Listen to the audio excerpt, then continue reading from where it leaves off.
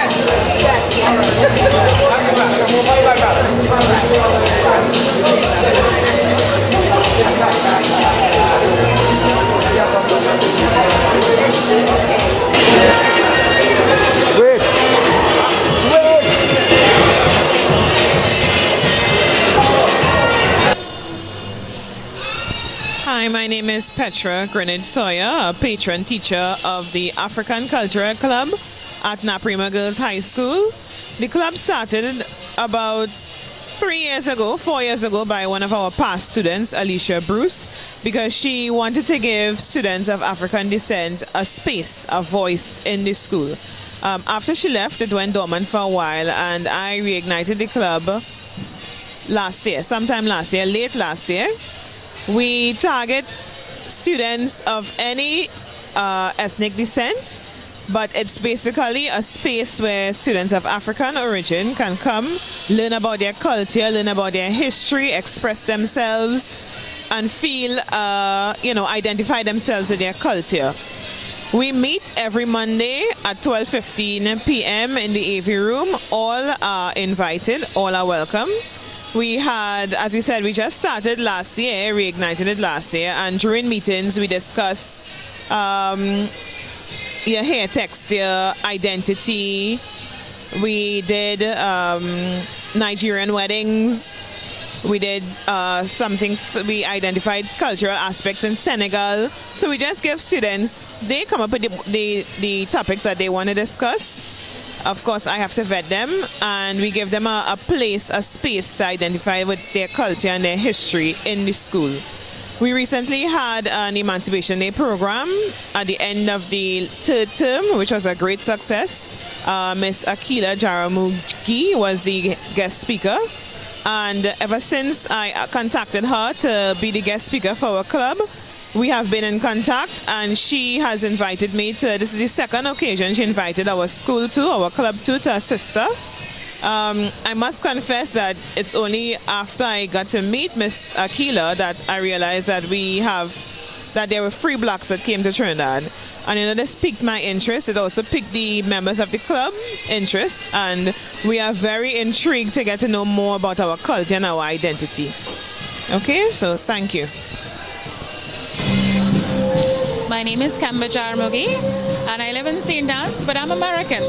I currently volunteer with Merikin and assist with different sort of promotional things, emceeing, helping out. But today we're having the American Heritage Symposium.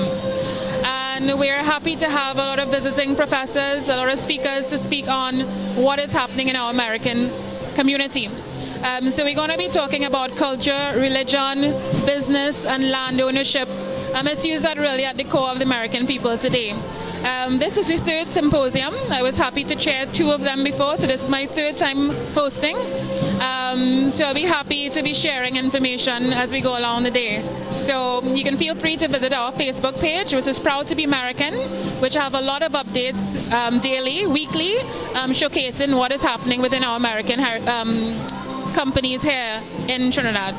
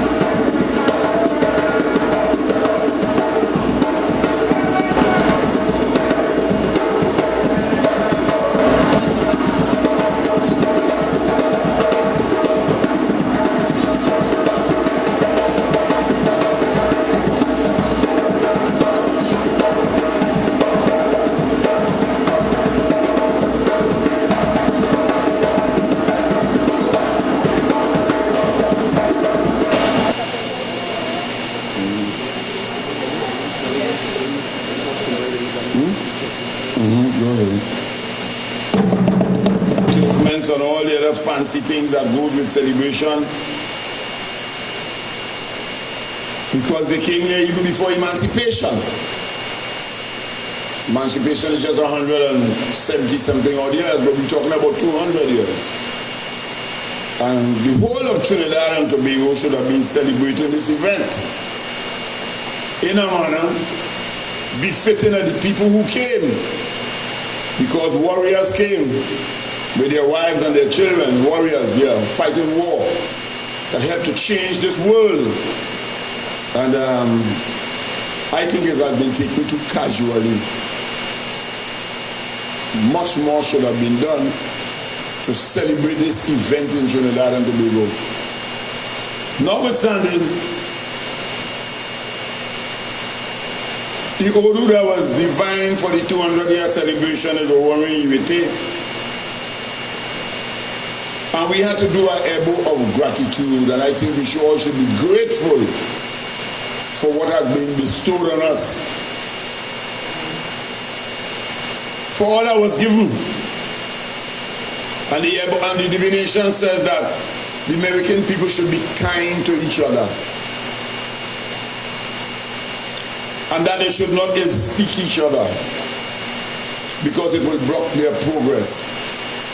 But we did the above, and we felt Ogun, and Ogun is the one who clears the pathway for all things to come.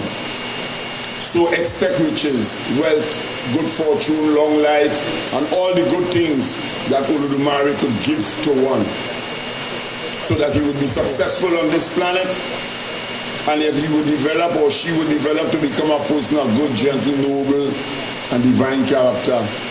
Because that is what life is all about. During this prayer, I want to call the names of all the people who came.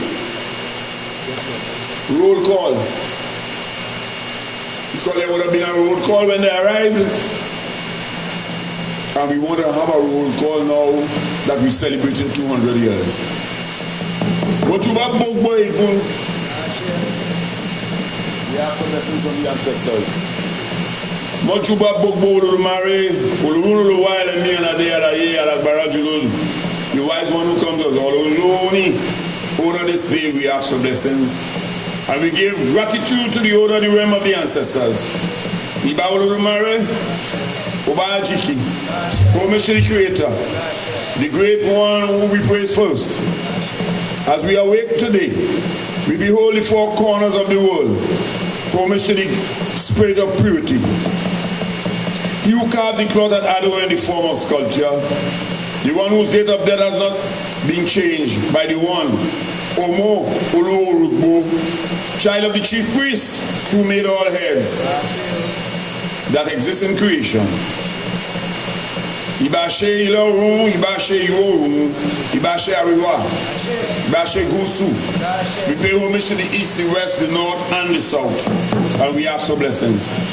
Homage to the invisible realm of the mountains.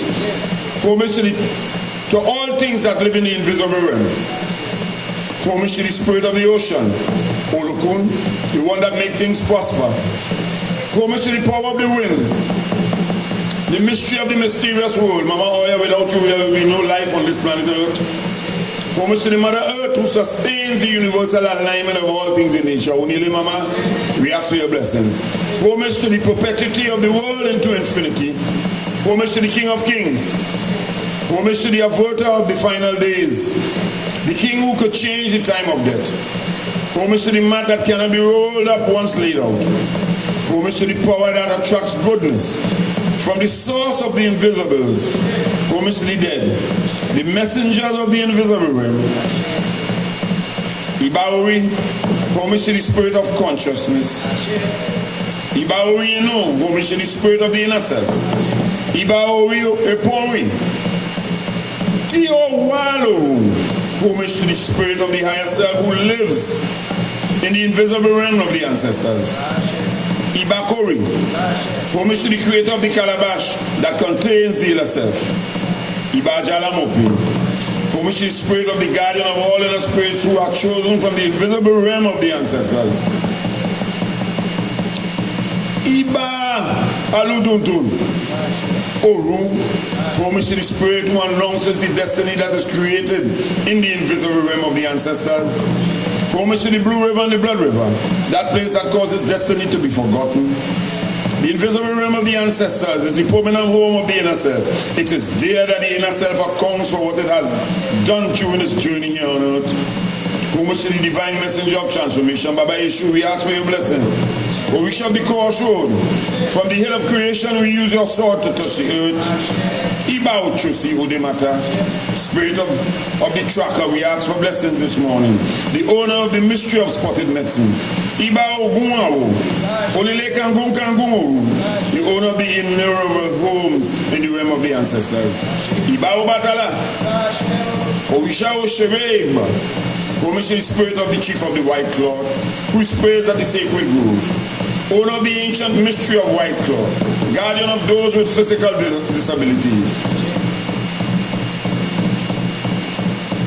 Oba Patapata Timba, one Bode Iranji, king of all future generations on earth.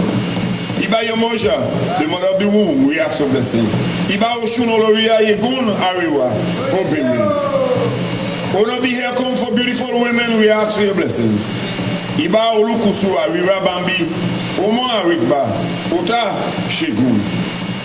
We pay homage to Shango, the patron of this country. We pay homage to Shango, the patron of this country. We pay homage to Shango, the patron of this country.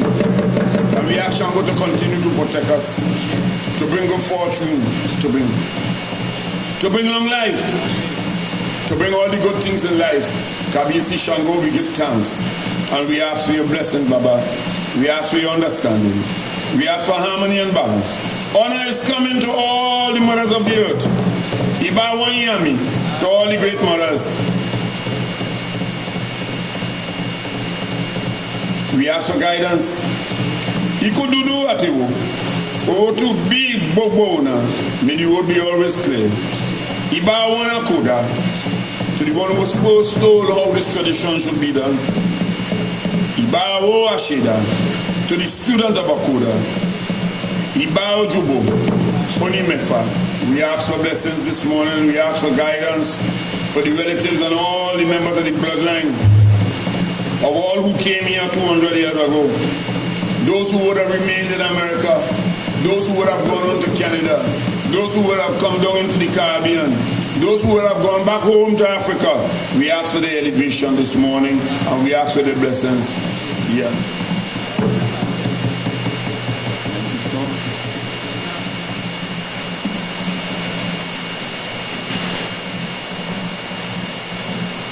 It is with humility that I greet you, spirit of my ancestors.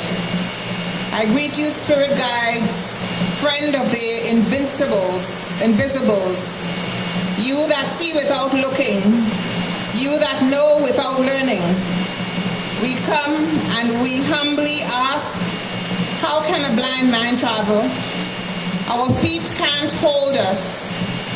Open our eyes can show us the way. Our wit can't guide us through these traps.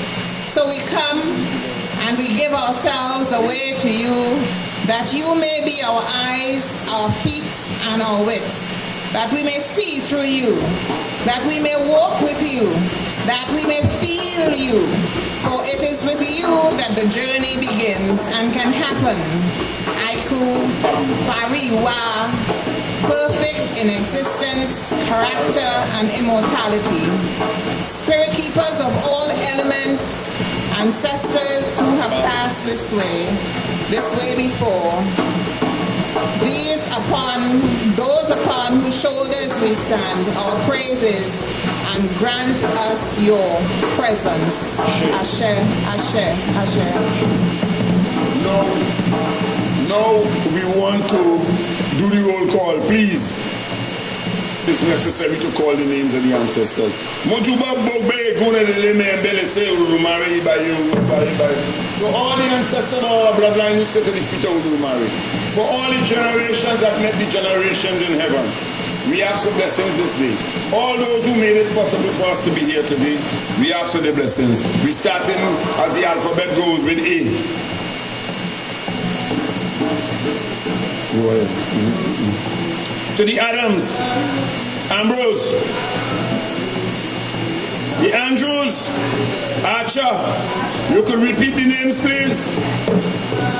The Amstead, Atwater, Ayers, Babcock, Bohannon, Bailey, Baker, Barnes, Beale, Beaton, Beckett, Beecham, Blackwell, Blunders, Boom, Bowman, Branson, Braxton, Brooks, Broom, Brown, Bui, Bertley, Burton, Bushett, Busy, Butler, Carbin, Carter, Chambers, Clark, Clayton, Clocker.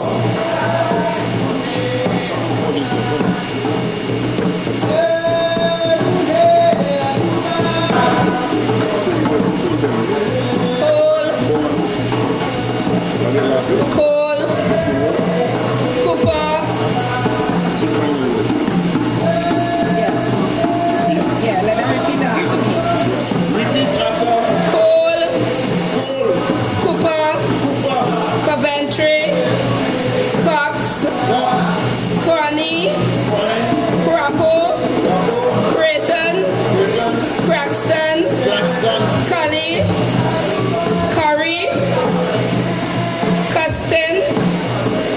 Dorsey, Dawson, Diggs, Dormond, Downing, Duckett, Duke, Duncan, Dunmore, Edwards, Elliott, Fletcher, Flood, Floyd, Forty, Fowler, Kane, Kant,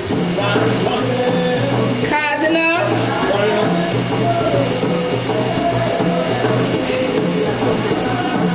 Preston,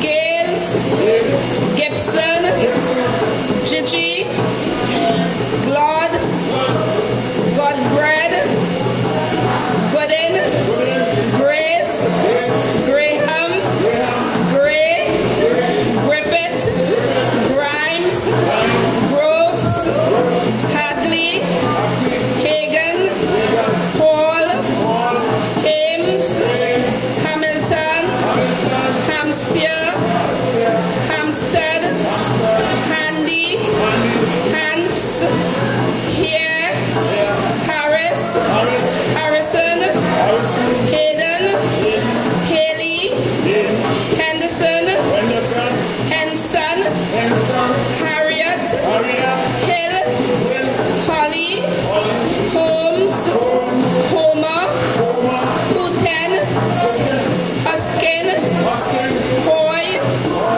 Hodgins, Hull, Hodgkinson, Ivanson, Jackson.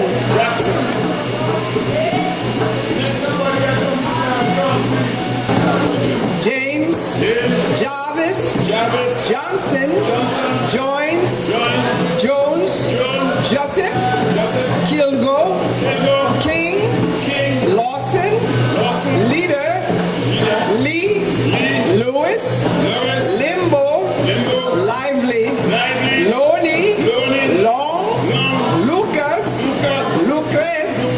Lion, Maiden, Major, Michael, Marcus, Martin, Mason, Matthews, May, McClure, McNish, Melchizedek, Maynard, Miller, Montag, Moore, Morgan, Moyes, Murray, Nelson, Newton, Nickens and Nutt. Thank you very much, dear.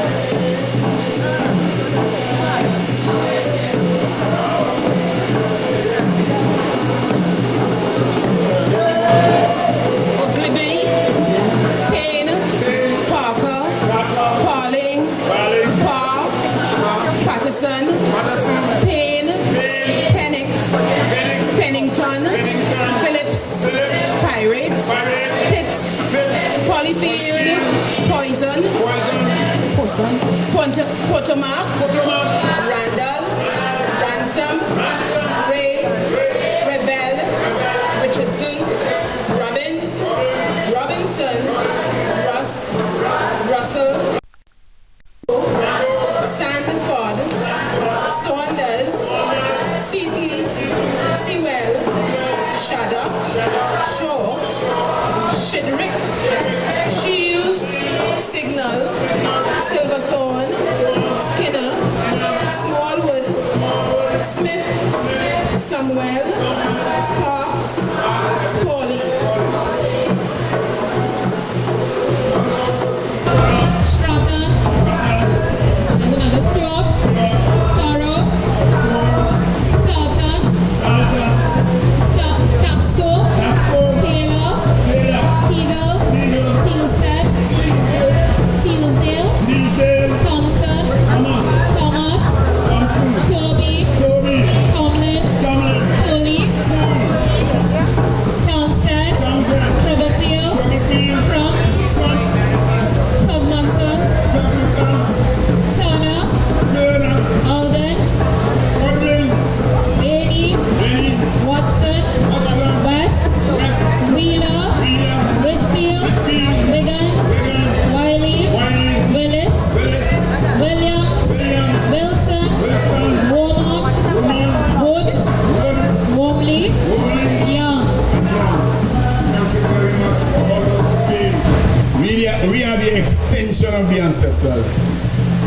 So Mojuba Bobe Gunage to all the ancestors of our bloodline who sit in feet of Mari. To all the generations that met generations here in Maruga and wherever else we would have gone, we ask for their blessings today. We call on them and we ask them to break the cycle of negativity in our spirituality. To take us back to the time when things were almost perfect for us here in Trinidad and Tobago, with the exception of hard work. We ask for guidance and peace. For many of you do goon, all the ancestors. For many of Lafia, for many of Ritutu, for many of Lira, for many of Bon, for many of Bara, for many of Ifa. We pledge never to knowingly disrespect our ancestors. Ancestors who died in Africa, who died in America, who died here in Trinidad and Tobago, who died on the plantation, who were hung, who were quartered. All the ancestors, we call and we ask for composure, caution, patience, deep sensitivity, deep thought, teachability, endurance, right, truth, reciprocity. We ask for good fortune and long life, for good wives and good husbands, for good children. We ask for good character. We ask this in another name, but Romaric, great and powerful name. Ashe, Ashe, Ashe. Thanks for the opportunity. I do pray.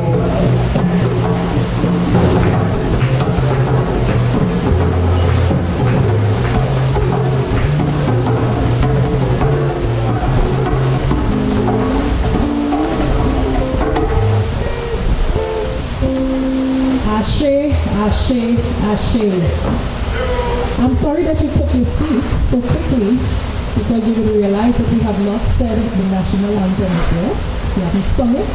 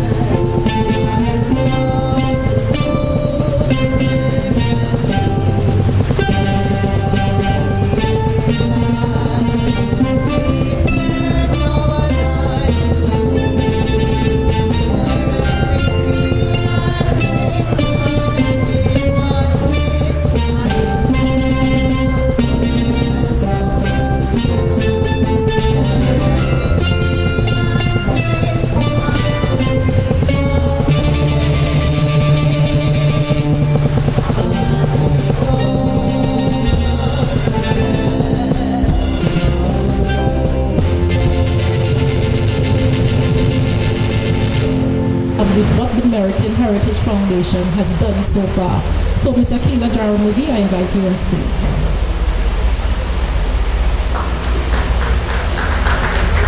For the first time, welcome, special welcome to all our beautiful guests, members of the Tourism Development Company, members from the Heritage Foundation, members from the National Archives, and all our Americans, members from the Yoruba faith. I welcome you all.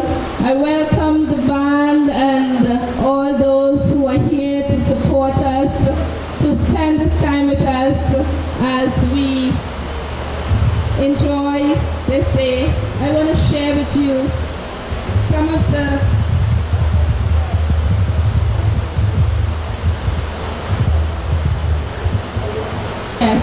work that the Merikin Heritage Foundation have been doing over the past years.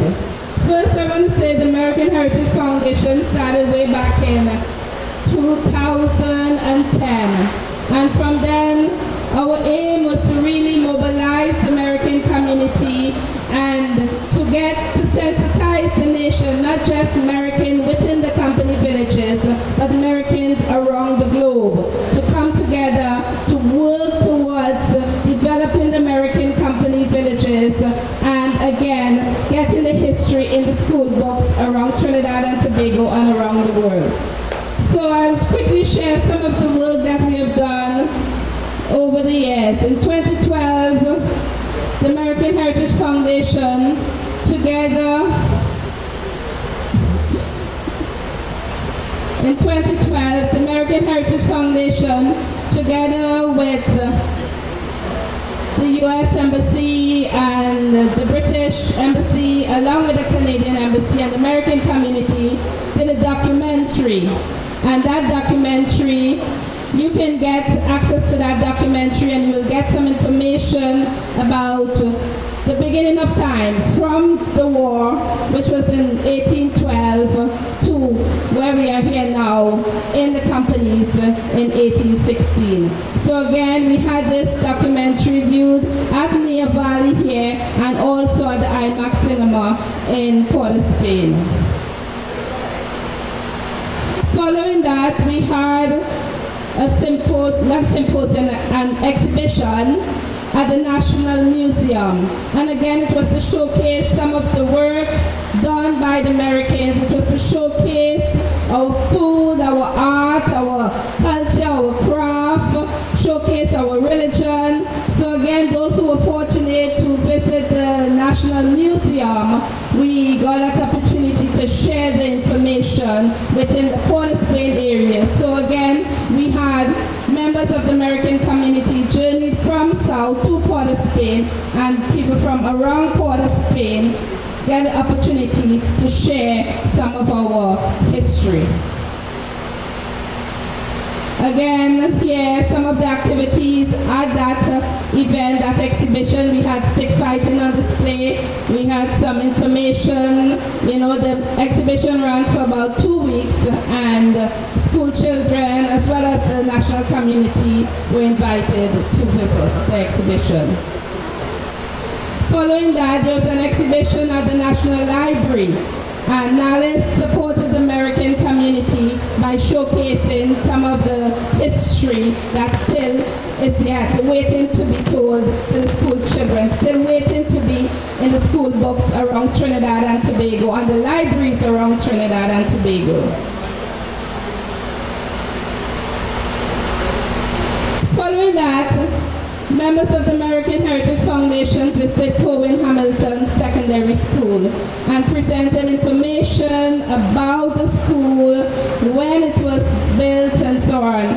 And here we were fortunate to be at the assembly educating the children. We presented the school with a photo of the beginning of times, how the old building looked, and also we called the names of the Americans that came, and in the audience, at the assembly, a lot of the children were happy to say, yes, I am Woods, I am Ayres, I am Adam, I am Cooper, and they felt a sense of, being, a sense of I am, and proud to be Americans. And this is what we want to continue doing, going to the different schools within the company villages and share the information, because for me, it's quite a surprise that it is not even in the company schools. You go to Moruga, some of the teachers telling you they don't know anything, yet we have American teachers there in Cohen Hamilton, in Princestown East, Princestown West, Barrapore, so this is not acceptable. This is unacceptable. And again, we will continue to do whatever we can, inviting archives, inviting tourism, inviting education, inviting different stakeholders and people within the American community to continue in whatever way you can to educate the people, mobilize the people, build awareness within Trinidad and Tobago, not just the company villages, because we have Americans in the north, we have Americans that settled in Laventille, we have Americans settled in Caroni, so it's not just in the company villages, but around Trinidad and Tobago. Then again, in November 2013, we did a sod-turning ceremony at Fort George. This area was given to us to build a heritage site. And again, it's a small parcel of land where we're going to build a headquarters, where we're going to store our information, we're going to store a small community library and our office until we get a bigger parcel of land to do more things within the company villages. But for now, we are working on building a building where we can store our information, where we can get all our books and our posters and have young people come to that site and get information right through the year. Not just to wait for an event to happen, but you can come to this site, and we hope to start this building as soon as we get some money in hand. Here again, some more. All right, yes, and this symposium was held in 2014, right at this very same spot here. And again, for this year, our 200th anniversary, we were hoping to see this hall filled with people. But again, it will happen. I am feeling them. As we call the names, the ancestors are here. They appreciate our effort because we are grateful. We are grateful for what they did, the journey that they took to be here, to bring us here today. You know, not just in this space, but to bring us in Trinidad. You know, and we are grateful, and with that, we say thanks. We say thanks for the skills and the knowledge that we have that we can pass on to our children and we can pass on to another generation. So again, us being here today, you know, it's very, very important. Even though the numbers are few, the information will go out there. We'll continue to mobilize the people. We'll continue to share the information. We'll continue to share the information. We'll continue to share the information, get the people connected, hold hands, walk together, talk together, pray together. It will happen. I am feeling it. It will happen. It will take a while. But remember, we came in batches. The first batch settled in New Grant. Yeah, they're out there. The second batch settled in Pitikafe around here. They're out there. The third batch came, third company. They're out there. The fourth batch hard bagging. Yes, they're out there. The fifth batch, they're out there. And the sixth batch over in sixth company. One day, we'll all hold hands together and say, long live Merikin, long live Merikin, long live Merikin. Then again, we got opportunity at the U.S. Embassy to view the documentary, and at that event, I sent out information to all the company villages, inviting different American groups to come forward. So far to date, we have 4 American groups in Trinidad. 1, the Merikin Commission.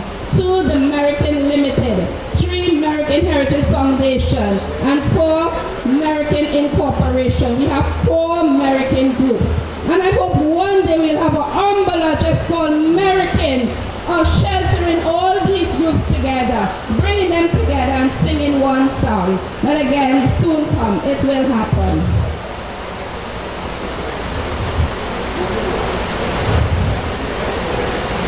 This year, that was last year, we did a showing at the Emancipation Village. Yes, we did a showing at the Emancipation Village. As I say, I use every opportunity in whatever way I can to walk the walk and talk the talk. We don't have to wait for an event to share American information. Whatever opportunity we get, whatever opportunity you get where you can share the information, we beg you to continue doing so.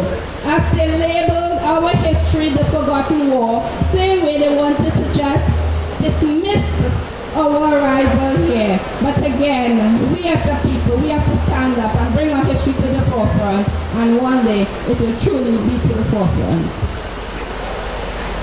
Then following that, in 2015, we held a poetry competition.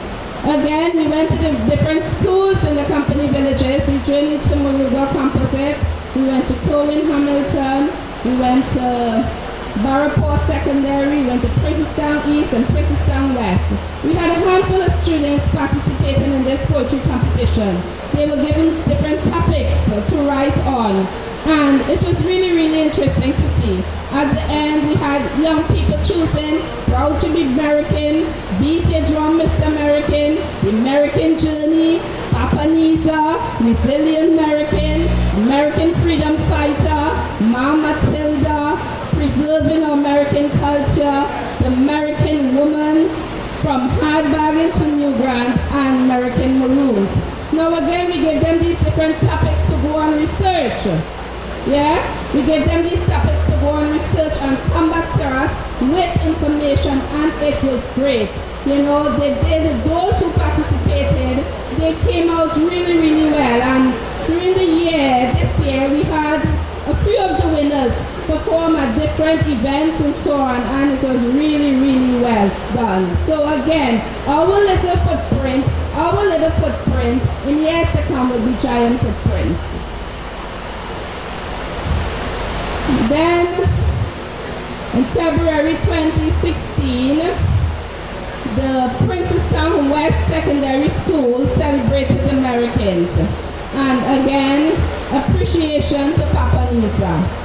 Those of you who don't know about Papa Nisa, you should ask the elders about Papa Nisa, or look around and read some information about Papa Nisa. Papa Nisa was a great healer.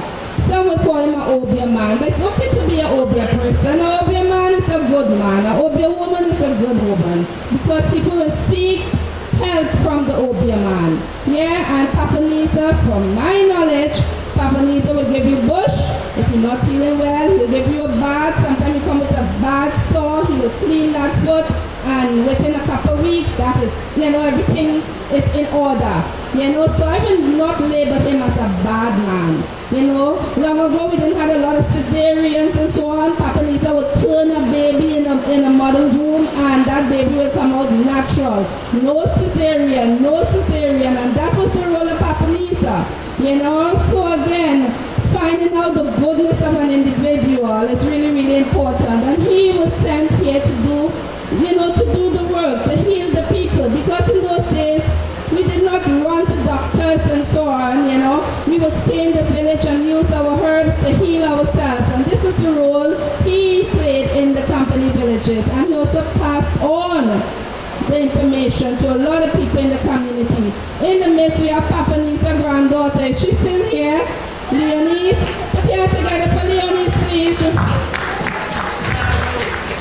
And if your head hurting you, just go to Leonie's. If your belly hurts you, you can still go to Leonie's. She's working closely with Brother Francis Morin in the herb section today. Then again in 2016 in March, we celebrated the Shelter Baptist holiday in San Fernando. Again, with another group, the church celebrated the 200th anniversary of the Merikins bringing the Baptist religion to Trinidad and Tobago. The Merikins are responsible for the Baptist religion in Trinidad and Tobago. And the band at my left here, they are responsible as well. Put your hands together for the church band, the fourth company group there. They are part of the Baptist circle that are responsible for keeping the religion alive in Trinidad.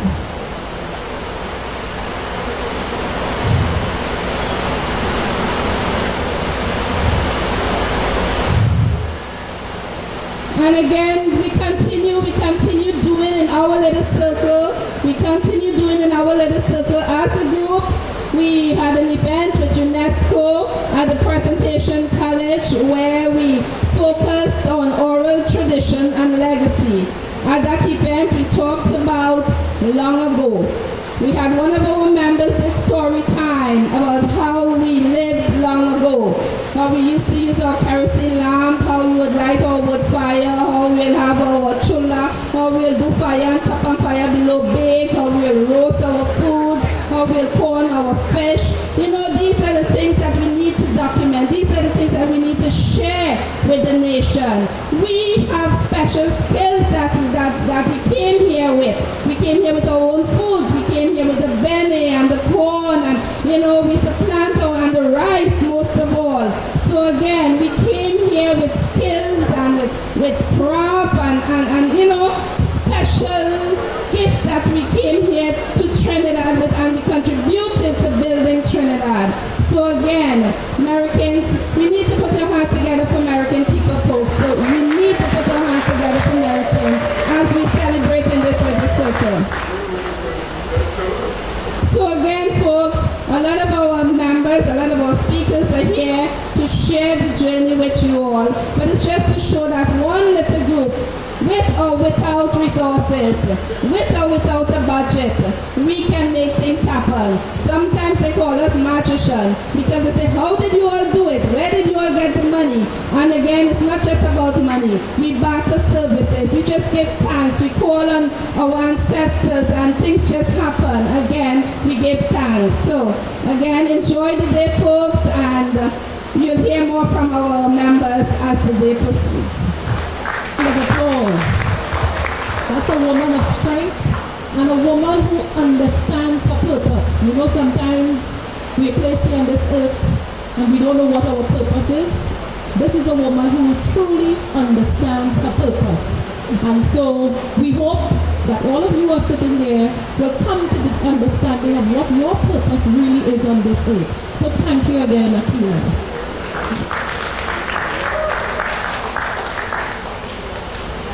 Now, a lot of the things that she spoke about, those things need to be documented. Mention was made earlier on by Baba that nothing is there for us to see, nothing is there for us to read. And as such, a lot of our school children have grown up not knowing anything about American history. We all know about the Caribs, we all know about the Arawaks. That is their history that was written and documented for us to read. But we have an association in Trinidad and Tobago called the National Archives, and one of their duties or one of their major responsibilities is documenting information concerning things that happen in our country.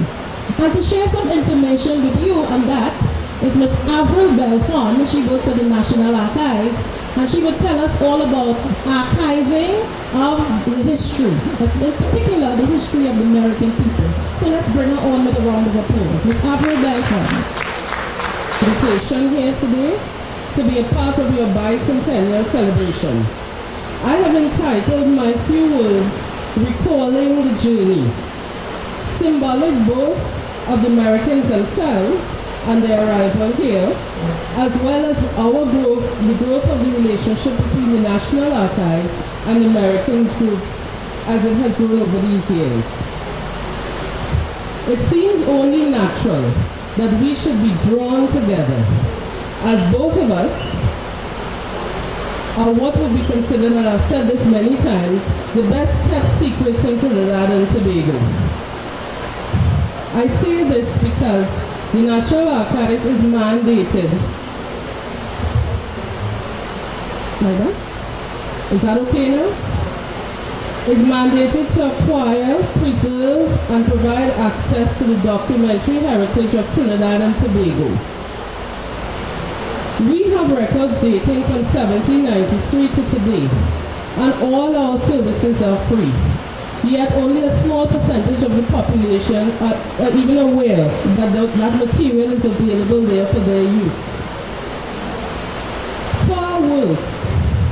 It is far worse for our American brothers and sisters who came to our shores 200 years ago and have contributed significantly to our socio-economic, cultural fabric, and yet, until recently, it seems their story is relatively unknown to the general public. Thankfully, and Akila, take heart, thankfully, it is changing on both fronts. I said it is a journey, and so let us go back to the beginning.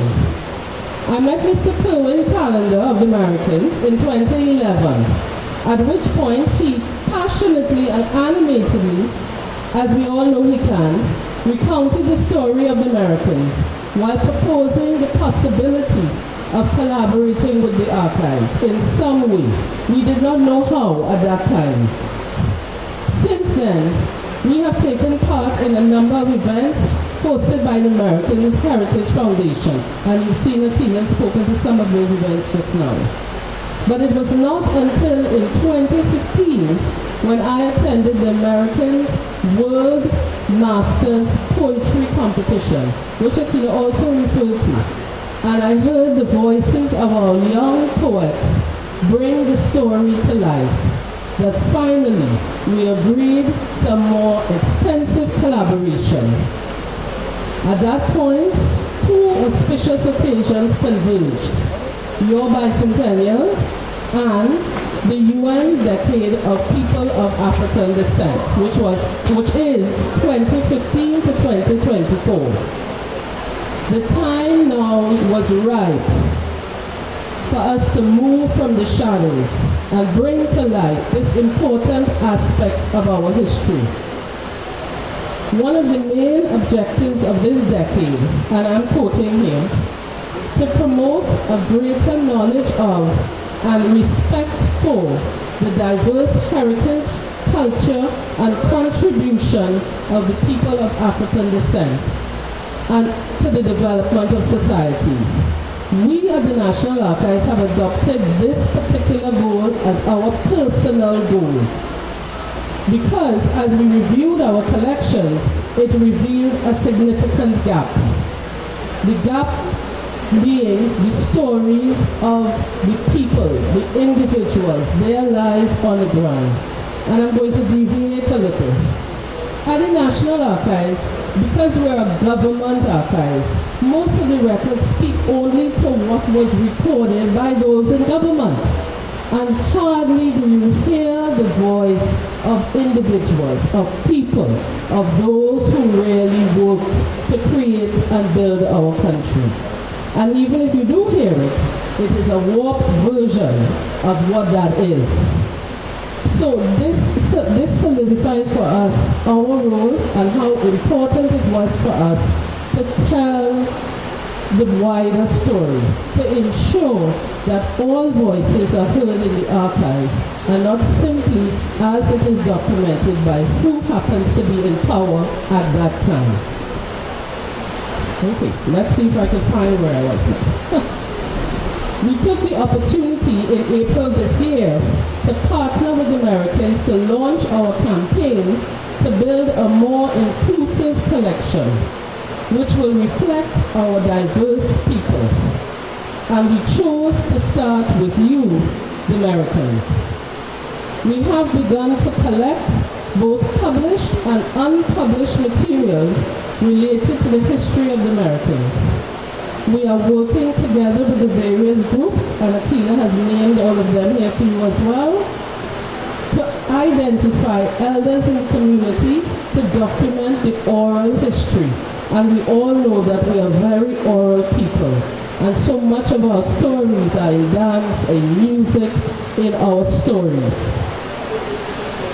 We hope to capture especially the various aspects of culture, traditions, which have survived over the years. We are also seeking copies of relevant documents from archives outside of Trinidad and Tobago, in the United States, in the United Kingdom, and wherever they may exist. And we have reached out to researchers in the field to identify significant primary sources so that we may add to that collection. Finally, we are asking and calling on you, the Americans and our colleagues here, that for you to share with us any original records that you may have. For example, deeds, wills, correspondence, diaries, and even Bibles. As we know, our forefathers often wrote their whole family history in the front covers of your Bible, all the names of the children and fathers and mothers. With this material, we hope to build a rich collection, which will not only provide information for persons interested in Americans today, but will also stimulate additional research in the area, because there is still much to learn. In our first investigation, from all the stories that we've been hearing, there are always questions. Some people say, well, this is what I've been told, but if somebody else queries it, it is another version. So there's a lot of research still to be done. We hope to launch the first phase of this collection at our annual Archives Awareness Week, which is carded for November 14th to 18th of this year. As with all other collections, this will be an ongoing exercise, which will continue to grow as we gain more material. I wish to thank the Americans once again for including us in this important celebration. My staff and I have learned a lot from the strong, resilient Americans, and I reaffirm our commitment to ensuring that your story is told and retold for generations to come. I end here by quoting one of our bards: "The journey now starts. I look forward to a long and fruitful collaboration with you." Thank you. Welcome, and we do appreciate the fact that finally our stories will be told, and not just told, but they will be documented so that the younger ones will have something to refer to. So National Archives and team, thank you so very much for picking up the battle, picking up that mantle and running with it and helping us to document so that others would know what is really happening and what has happened, what is happening, and what will come. Thank you very much.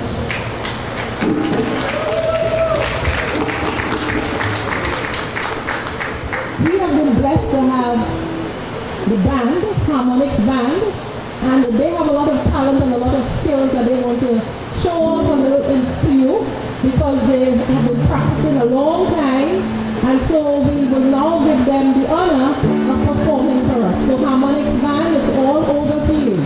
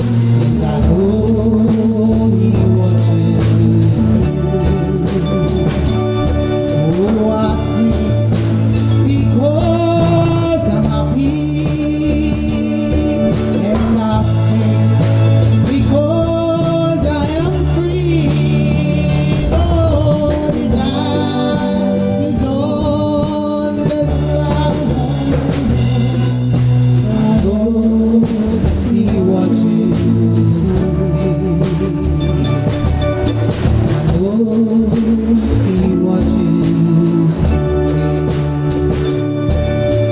I know He watches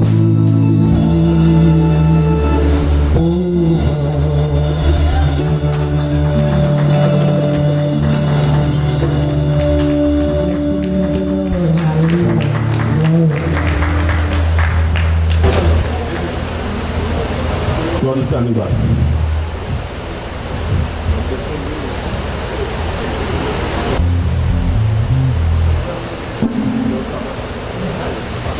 Our strengths and our growths, we always knew that God has always been beside us as our strength and our support.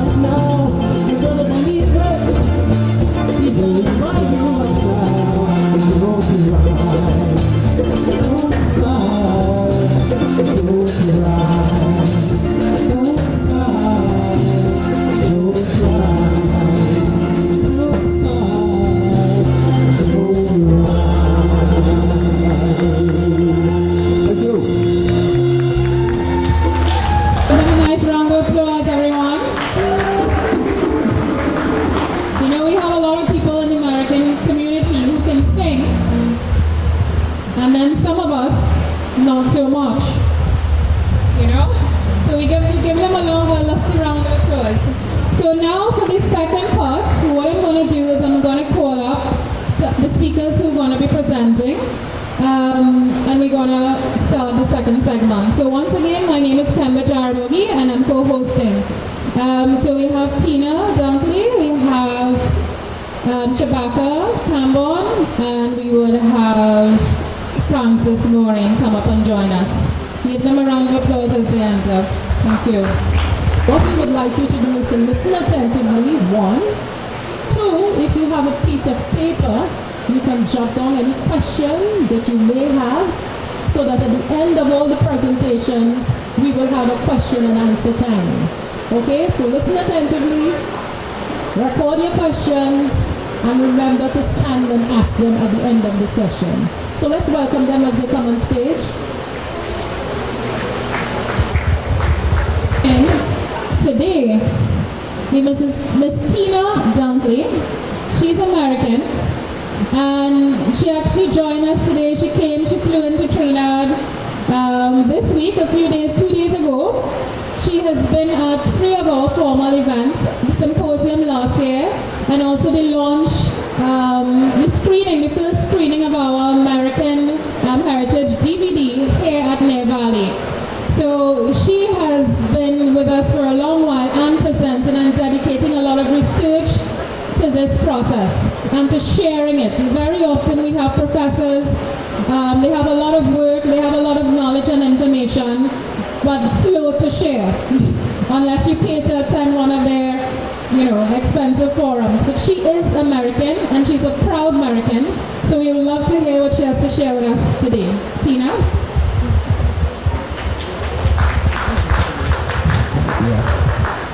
Thank you, Kelly. Good afternoon, ladies and gentlemen, descendants of the unsung Royal Navy Colonial Marines, the Americans. This is a glorious day for a bicentennial celebration. So let us applaud our ancestors and ourselves. And especially the people that really brought me into the center of this reality, because I was born and raised in New York City. My mother was from the Moruga territory. But I want to stay on track with what I have to share with you, because I know time can get real short. So I came into Trinidad in 2008 looking for family that we had lost contact with. And I met these incredible souls, Akila Jaramogi with this great, great vision, Marva Sandy, Kerwin, Calendar, Leonese, Francis Morris. I want to thank all of these incredible Americans who have brought me into the center of something that I've been looking for a very long time. So I'm most honored to be here, and I'm humbled to be at this momentous occasion. But I must tell you that it was the U.S.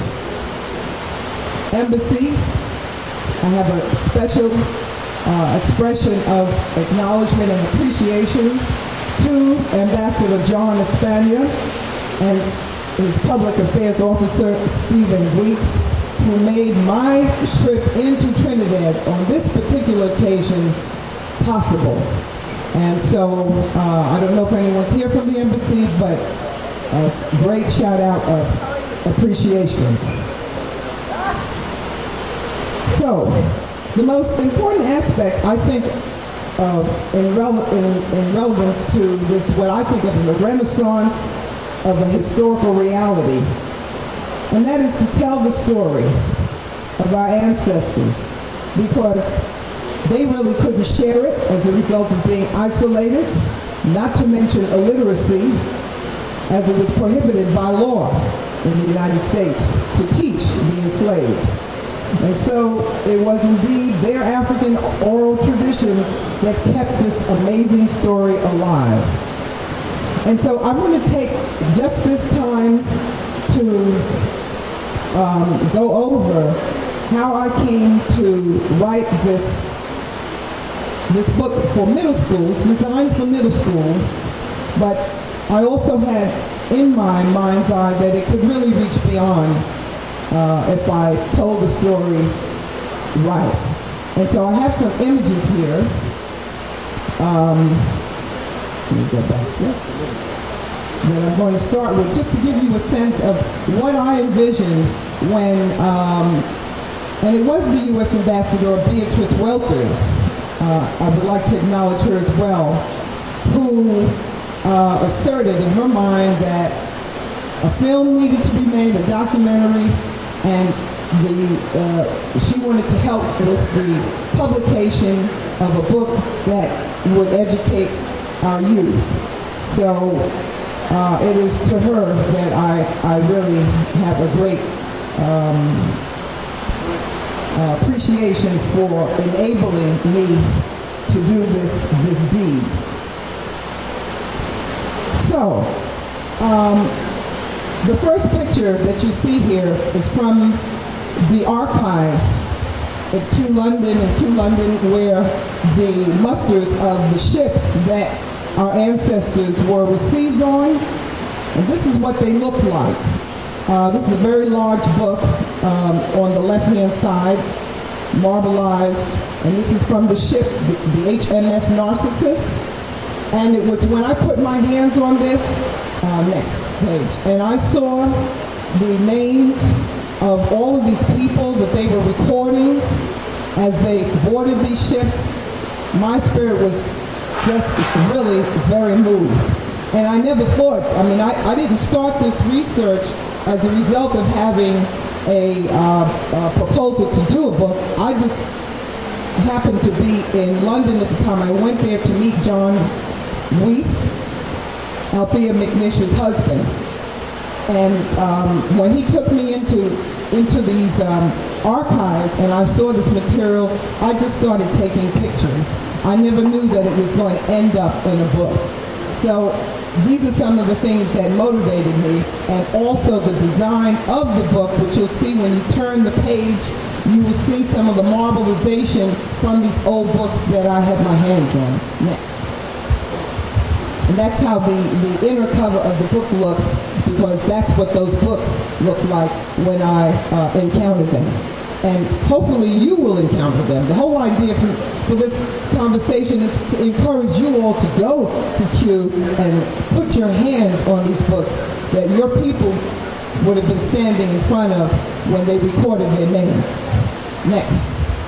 Now, the story begins not with enslavement, but with the cultural traditions that we had before being rounded up to serve as free labor for this capitalist experiment.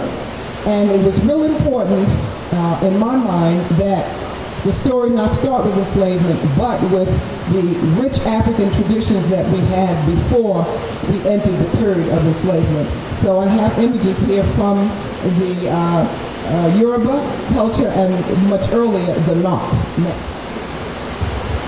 And then I move into the enslavement period. I think I'm slightly up.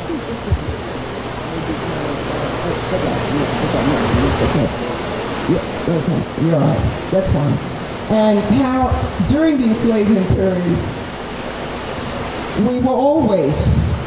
it was always in our mind to escape.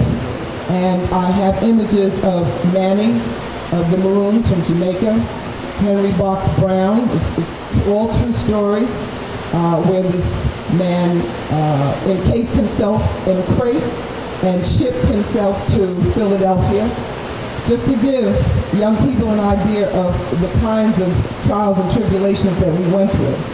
And I'm not going through the whole book, I'm just giving some highlights.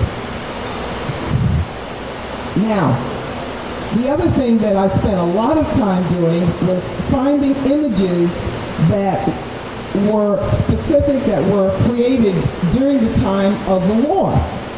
And of course I had a very difficult time putting putting my hands on images of the colonial Marines, the runaway slaves, the refugees.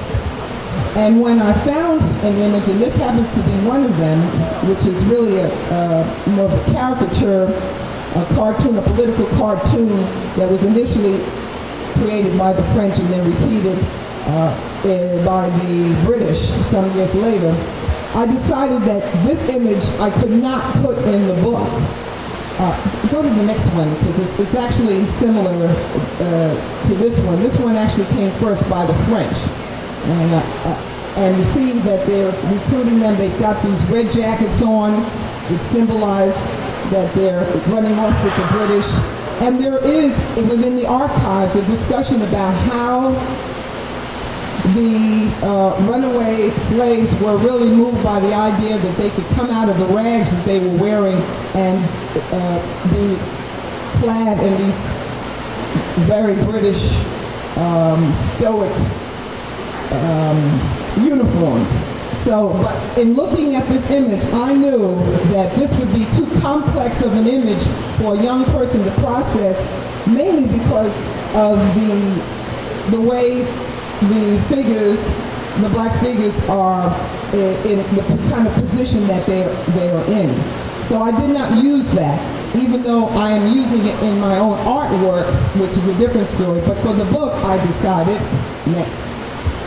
that I had to create something that was much more positive, something that showed them in the field fighting, and also the silhouette that you see on the right is really a form of art, a portraiture form of art that was used at that period of time, and it accentuates the uniform that they have on. So while we did not know their identities, we have a great sense of their spirit, as well as how the British spoke very favorably of their performance during the war. And they were known, by the way, as the internal enemy. The plantation owners called them the internal enemy because the British had frightened the plantation owners to the degree that they were terrified that their quote-unquote property was something that could really come to kill them. And so I went with images like this, the burning of Washington, because it was the colonial Marines who were instrumental in showing the British the back roads. They knew the back roads because they were always busy trying to find a way to escape. So they knew the forest territories, and they were able to allow them to move into Bladensburg, which gave them access to Washington, D.C., which they gleefully helped the British burn to the ground. So that image is part of it. But again, I put more of these pages because they're books and books. Like they were on ship after ship because they moved them as they accepted these people onto these ships. And they couldn't keep them because there wasn't enough provisions. They had to keep moving them and transferring them mostly into Canada. So if you go to London, you're going to see just names upon names on these muster sheets. Next. I also wanted to include the traditions that survive within the community, the stick fighting. Go to the next one, because there were images in our Library of Congress that demonstrated, illustrated that this is the kind of activity that was going on in the 1700s and still now. So these are the kinds of things that I wanted to include. And then, of course, the wonderful members of your community, of our communities. And these pages have representation. The former wife of the Prime Minister, Hazel Huggins Manning, our own Mami Wata, Akila, and next, Dr. Roderick Loney, who is my cousin, and of course Augustus Lewis, next. And I'm going to round off. I want to tell you this story because this is my family that you're looking at now. I want to end by telling you how this whole entire Odyssey is what I call it, a genealogical Odyssey. This is a gathering of my family at Fort Tangier Island in the middle of Chesapeake Bay. Now this is where the British had their fort, Fort Albion. And we had a ceremony. In my hand I'm holding origami boats that have the number 44 on it because that was the number of Ezekiel Loney, my ancestor, that I saw on all of the musters. And so we launched these little boats onto the ocean from there. The next picture, and at the ceremony, I said to the ancestors, I said, I don't know if you know that we're here, we've traveled far and near to come to this place where we knew that they were trained. And so I said, if you know that we're here, see if you can please give us some kind of indication. And about an hour later, we ran into this man who had, who had the number 44 on his back. The same number we had just finished writing and casting into the water. And I told him, I stopped the car, my brother's next to me, and I said, my God, I told him why we were there, and he said, wow, is that why you're here? He said, well, did you tell the mayor why you're here? I said, well, I don't know the mayor. I mean, this was an island that's 1 by 2 miles, all fishermen and crabmen that supply the East Coast. Next slide. Well, this is the mayor who was like 10 feet away on his motorcycle. And I'm telling him the story. And he says, my God, is that why you're here? He said, well, did they take you out to the fort? I said, well, they said it's underwater and we really can't see it because it's way out. He said, well, meet me and I'll take you out to the island. And next shot. He takes us all out on the boat. There was a lot of us on this boat. That's the shot that my brother took, but there are a lot of us on this boat. And we get to the island of Fort Albion, and that's my last shot this is where the fort was. This is what's left just showing outside of the sand. And that was such a moving encounter that we had, and I have to tell you that I've had many more after that. That was one of the first, many more. And so I invite you all to create your own journey, your own odysseys, because there's a lot of information out there. And as the Representative Avalon who's just pointed out, that archives, they'll be able to help you find your way. Thank you.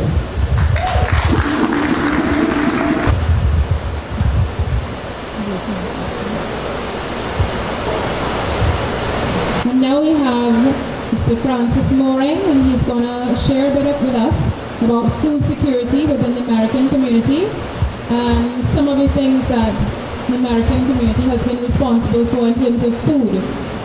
So we're going to welcome Mr. Francis Moring.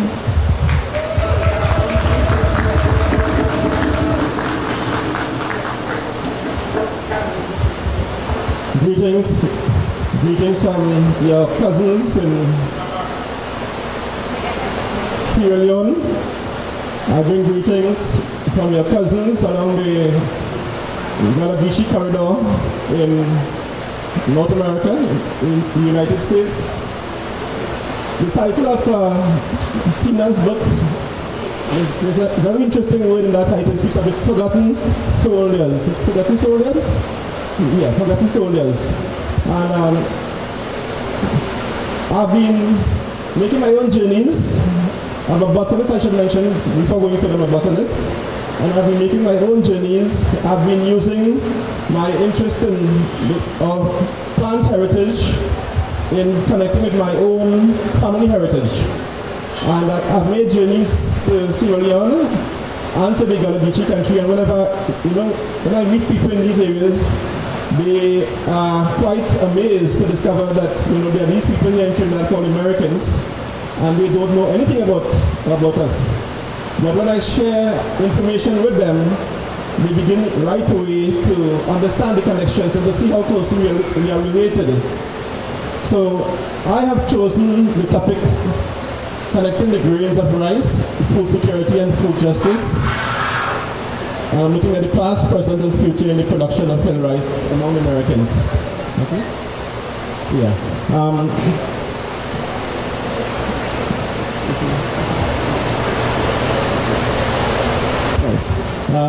These photographs here are photographs I took in Sierra Leone back in 2010 when I visited.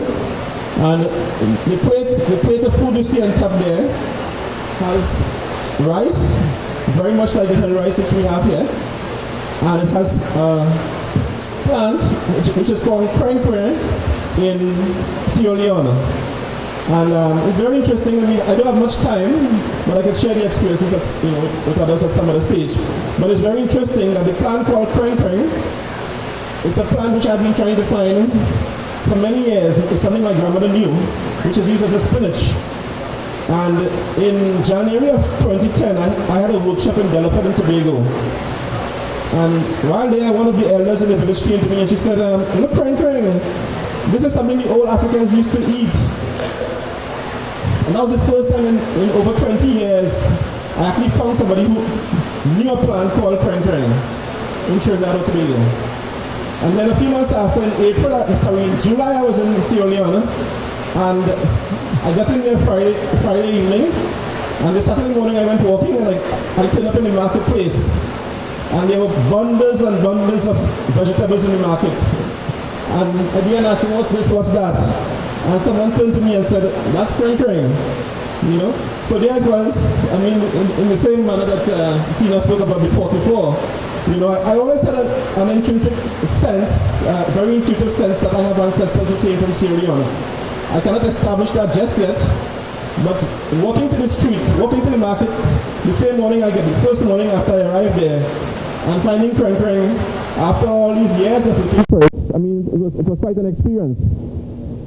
More significantly, however, is that in Sierra Leone, you cannot have if you take someone to a fancy restaurant, for example, and you give them all the fancy foods, and you don't serve them rice, they feel as if they've been insulted. When they get back home, they're going to cook their own rice and eat. Okay? So rice forms a very intrinsic part of lifestyles in Sierra Leone and other parts of the diaspora, other parts of the motherland. And that tradition has been passed on to us here among Americans. So I will just take you all briefly through that journey, and then I will talk more about how we need to keep that tradition alive for our wellness and food security. Okay, so these are just a couple of photographs from the marketplace. If you look at the photo on the right, you can see how red the rice is. Okay, they have a wide variety of different types of rice in Sierra Leone, and some of the varieties which we have here most likely would have come from that area. Okay.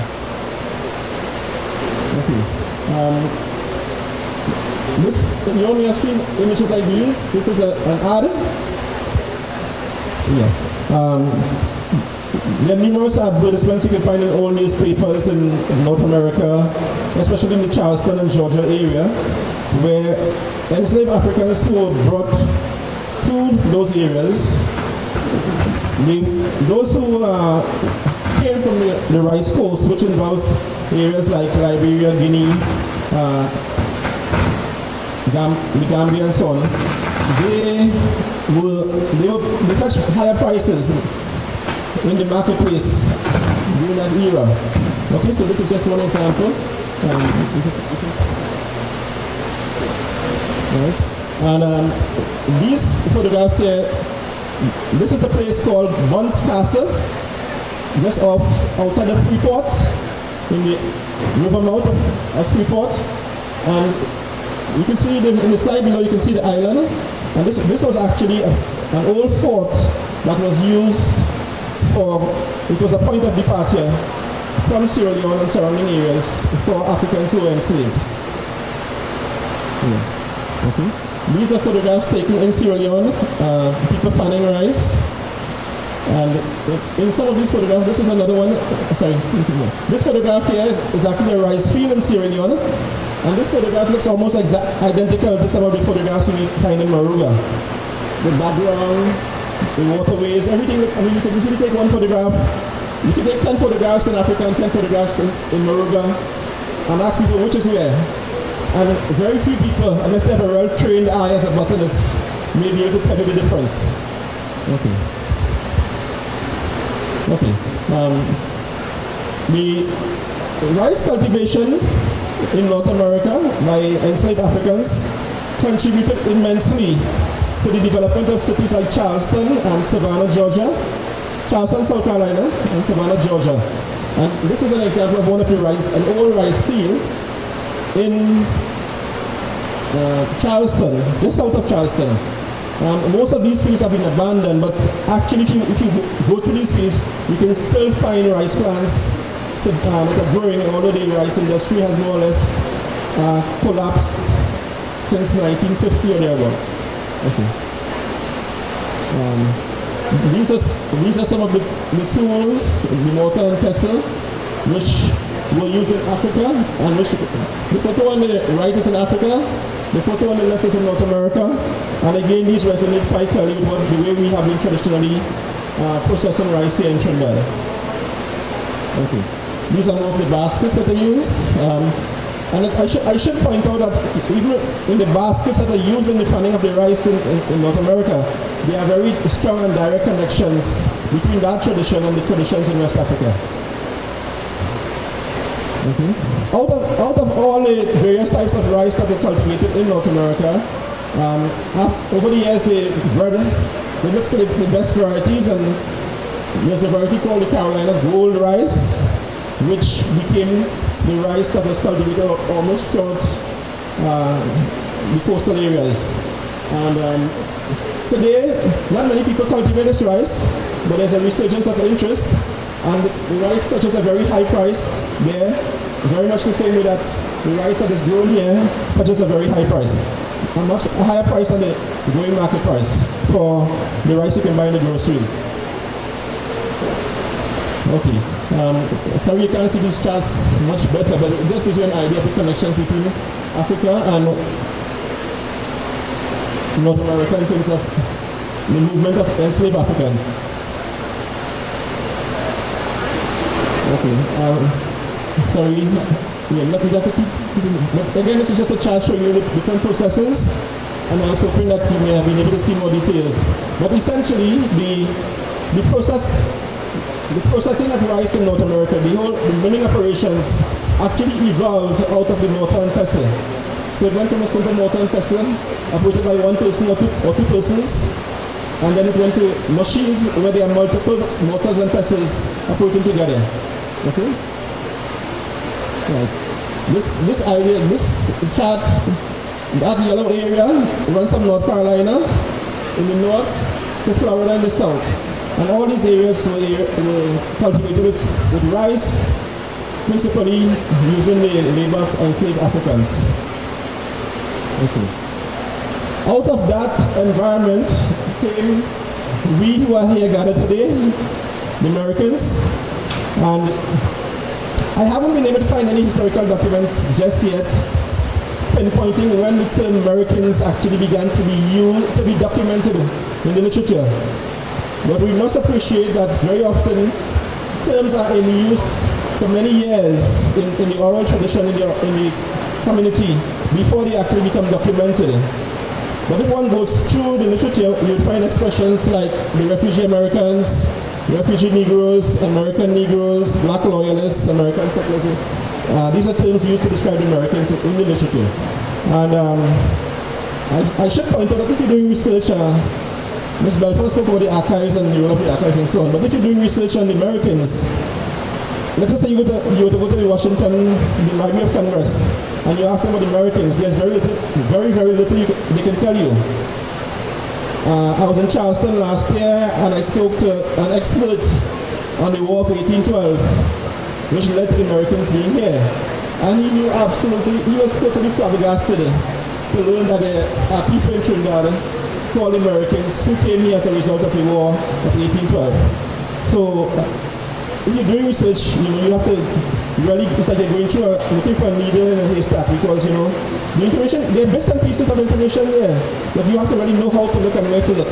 You know, it's a time-consuming process, and these are some of the expressions that you may find that will help to guide you in terms of research on Americans. Okay. I'm just going to show quickly a couple charts here pertaining to the number of the Americans, the original settlers. You can get this data in documents that should be in the archives. I believe they should be there. I haven't checked, but they should be there. But what I want to point out here, most importantly, is that in this table, if you look at the 61, 15, 32, 404, 512, that column is the number of men who came from America and Bermuda and Nova Scotia and so on. The women 129, the children 140. So you had a large disparity in the number of men and women. And that's a recipe for confusion. Okay, but we come to that at another time. Next slide. Okay. This just gives you an idea of those who came with the colonial marines who came on the 20th of August 1816. Okay? And if you go through this data, you'll find a similar trend in terms of mainly there are more men than women.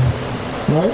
To the extent that there were Africans who came on ships that were captured, who were sent to Barbados first actually, and then they were brought to Trinidad after, mainly women, to supplement the population.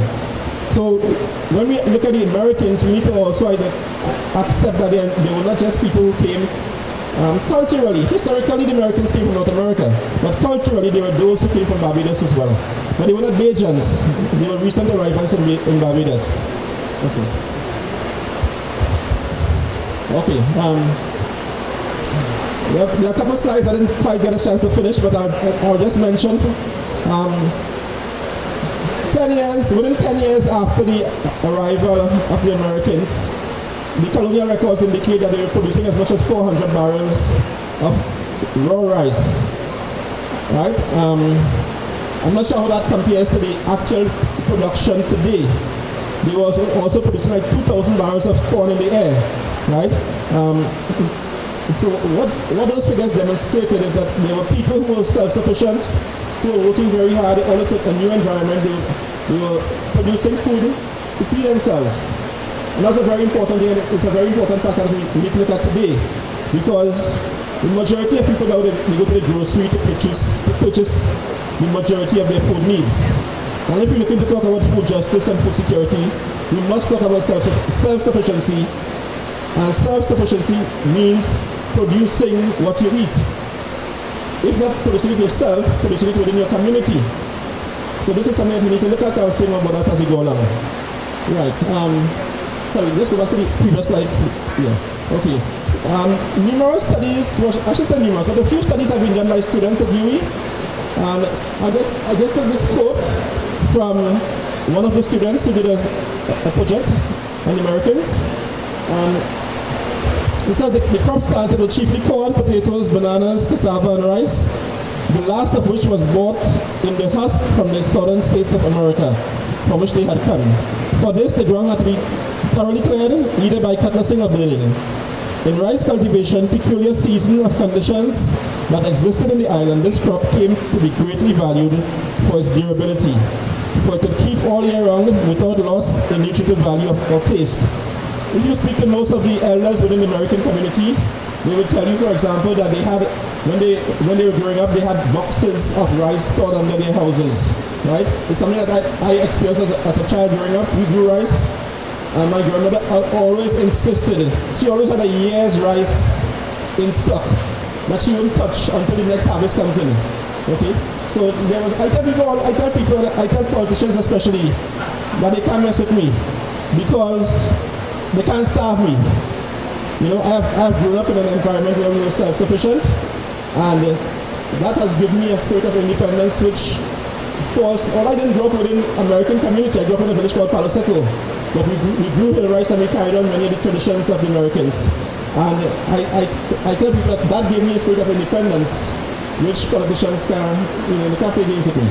You know, but the reality is that the Americans are very independent, and more than that, if one analyzes the history, one will realize that in 1888, we could have been granted our independence from Britain if the interventions that have been made by members of the American community had been followed through, and if they had requested independence. Okay? But you can read more about that in the archives. Okay, just to continue the expression, the statement. Other crops such as corn could not last over the long dry season when drought prevented the growth of other staples. The introduction of rice into the island ordered the diversification of the economy and added a valuable staple to the existing products. That quote is taken from a document by Delores Vinson. This document can be found at the West Indian Library at Louis St. Augustine. Okay. Right. There's a little quote here I want to share. It talks about the production of rice in North America. It says, hoeing and more hoeing.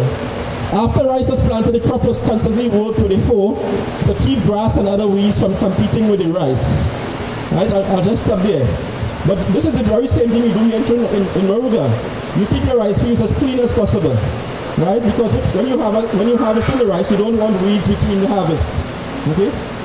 In fact, back in the 1920s, 30s, and 40s, there were competitions among the rice farmers as to who could keep the cleanest rice garden. And they had trophies and so on that they received. Okay. Okay. So I just want to touch on some of the current challenges facing people who are interested in cultivating rice, in hill rice, land rice, based on the traditions of the Americans. Right now there's a lack of youth involvement, which is, I think, is one of the most critical issues. If the youths are not involved in the process, then we're in big trouble. There's a high degree of manual labor, which most people don't want to engage in that degree of manual labor at present. There's a generation gap has developed in the cultivation and use of hill rice. If you walk in many of the communities and you ask young people, when last you ate hill rice, many of them look at you as if, what are you talking about? Many of them don't even know what hill rice is. Okay? And once you begin having a situation where there's that gap between cultivation and use, intergenerational, you're running into problems again. The tradition dies, not just the tradition dies, but very, very often within the cultivation of the crop, there are special needs of the crop, special techniques that need to be carried on that are lost. Okay? No, I'm not finished. Sorry. Yeah. Generally, there's a diminished sense of American identity among the young people, and that needs to be reestablished. The need for manual labor led to the introduction of systems of hand-in-hand, GIAP, and so on, which help people to clear the lands together, plant the crops together, harvest together, and so on. And those traditions have died out. Now people want to get paid for their labor. Okay? So that makes it harder to cultivate hill rice. There's a diminishing labor force. There are many questions concerning land tenure which should be addressed later this evening. Water supply is critical. When the rice is beginning to bear, you must have water if the rice is to mature. Seed material, because less people are planting rice. Some people may want to plant, but they will not be able to get seeds. Manpower is costly. And a lot of the milling operations are now going out of existence. Okay? So, the question is, how do we deal with these issues? Right? And these are just some suggestions that I like to throw out pertaining to ensuring that the tradition not just stays alive, but can develop, can expand, and can nourish the nation, not just the people in the American community, but can also provide food for people outside of the community. Right? Sorry, there's a little typo there. It's return to roots. R-O-O-T-S, not R-O-U-T-S, T-S. There need to be small-scale mechanization. The FAO has developed a wide range of equipment and small machinery that can be used in rice cultivation. And people within the American community needs to put pressure on the relevant authorities to see that some of these equipment can be brought into the country. One way this can be addressed even within the community is the creation of cooperatives. Even in terms of the mills that are being closed down, members of the community should seek towards buying these mills and operating them together. We need to increase seed material. Incentives need to be provided for irrigation. The outstanding land issues need to be addressed. Fresh lands need to be granted. The population is growing, so we need more lands to be brought into cultivation. If you go on Google Earth and you look at Edward Trace, you'll see there are large expanses of land that can be brought into production. And I think these initiatives need to be taken. There was a system used, what the elders call the acres, where they planted rice in the areas where teak was going to be cultivated. And a large volume of rice was produced that way, and those systems need to be reintroduced where agriculture and timber production can collaborate hand in hand. There need to be training programs for the youth to get them re-socialized to the culture of rice. We need to use social media to get the message out. I have a page on Facebook called Grow More Hill Rice. I'm invited to look at it. Incentives need to be provided for the youths. We need to incorporate the cultivation of hill rice into the larger social and heritage and cultural issues within the community. So you can have your eco-tours, you can have agritourism, and all of these things can be networked in such a way where foods can be produced. Your bene chutney, your bene ball, your hill rice, your kalalu, your duma, all these things can be incorporated into a package that can be presented to the tourist who's looking for something different. And you need to network with other rice growing areas like the people in West Africa and the Maroons in Suriname. So I'd just like to close here by thanking you for listening and invite you to enjoy your hill rice for lunch.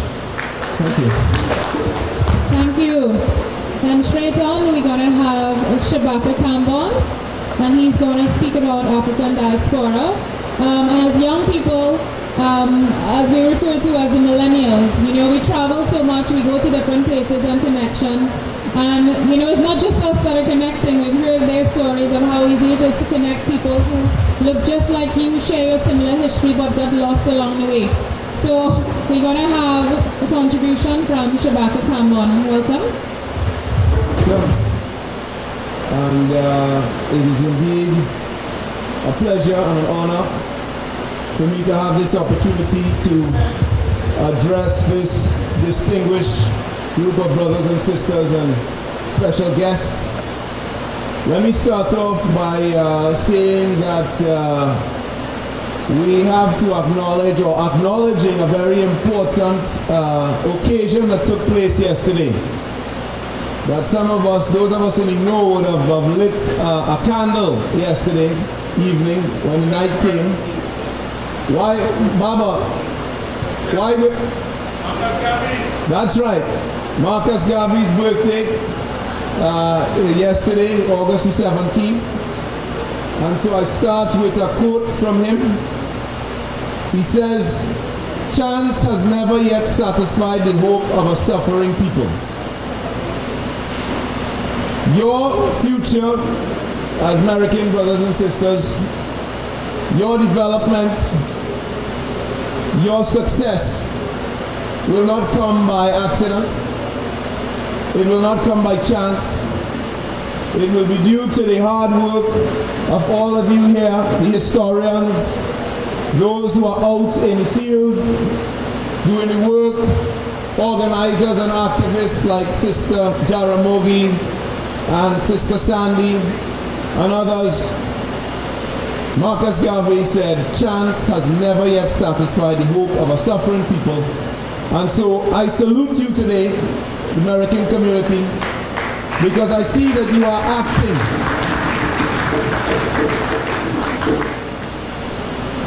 And now I want to say that I really enjoyed the two presentations that preceded mine. Sister Tina made some very important points. One being that we have to go back beyond the period of enslavement when we start to reconstruct our history as a community. and I think that was also echoed by Brother Francis.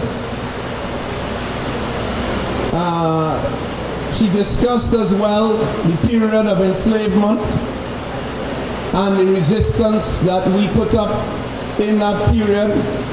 Brother Francis she discussed as well the role of our people in terms of the qualities that they manifested themselves when we took up arms on behalf of the British.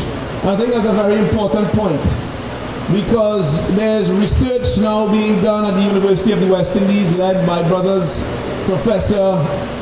like Claudius Fergus and so on, that shows that our martial traditions, our capacity in war played a huge role in the end of the slave trade and the end of enslavement. I'm not going to go into more detail now, but the connections that I see being made here today are very, very significant. We also saw images of stick fighting, and one of the leaders in Trinidad and Tobago in documenting this martial tradition and developing this martial tradition and reconnecting it to Africa and other African martial traditions in the Americas is a Merikin by the name of Rondell Benjamin. Let's give him a round of applause. Very proud Merikin. And those of you who may not know this, but let me just say a plug here, that the stick fighting tradition that you preserved in Moruga is related closely to the capoeira tradition in Brazil. And those of you who are familiar with the traditions will see it's very, very obvious.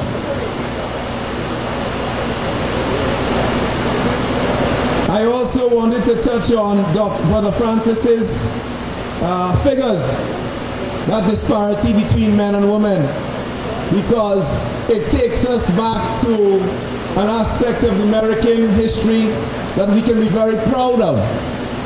Many of those brothers who came here without wives and so on went to the plantations nearby, and they bought the freedom of the sisters that they loved on those plantations. A noble act, an act that reflected their thrift and their industry, and an act as well on which I want to rest my presentation. An act that connects all of us in the African community. So I think that was very important. So let me start by saying that, as I said, my job here today, or my goal, is just to build that bridge.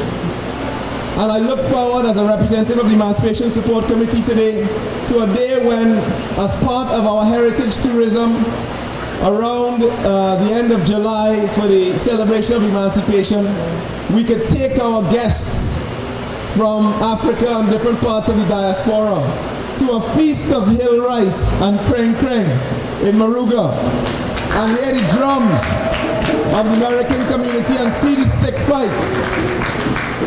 This is where we are heading in the 21st century, brothers and sisters.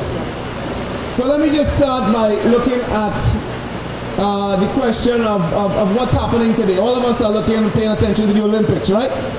Many of us look at the athletics.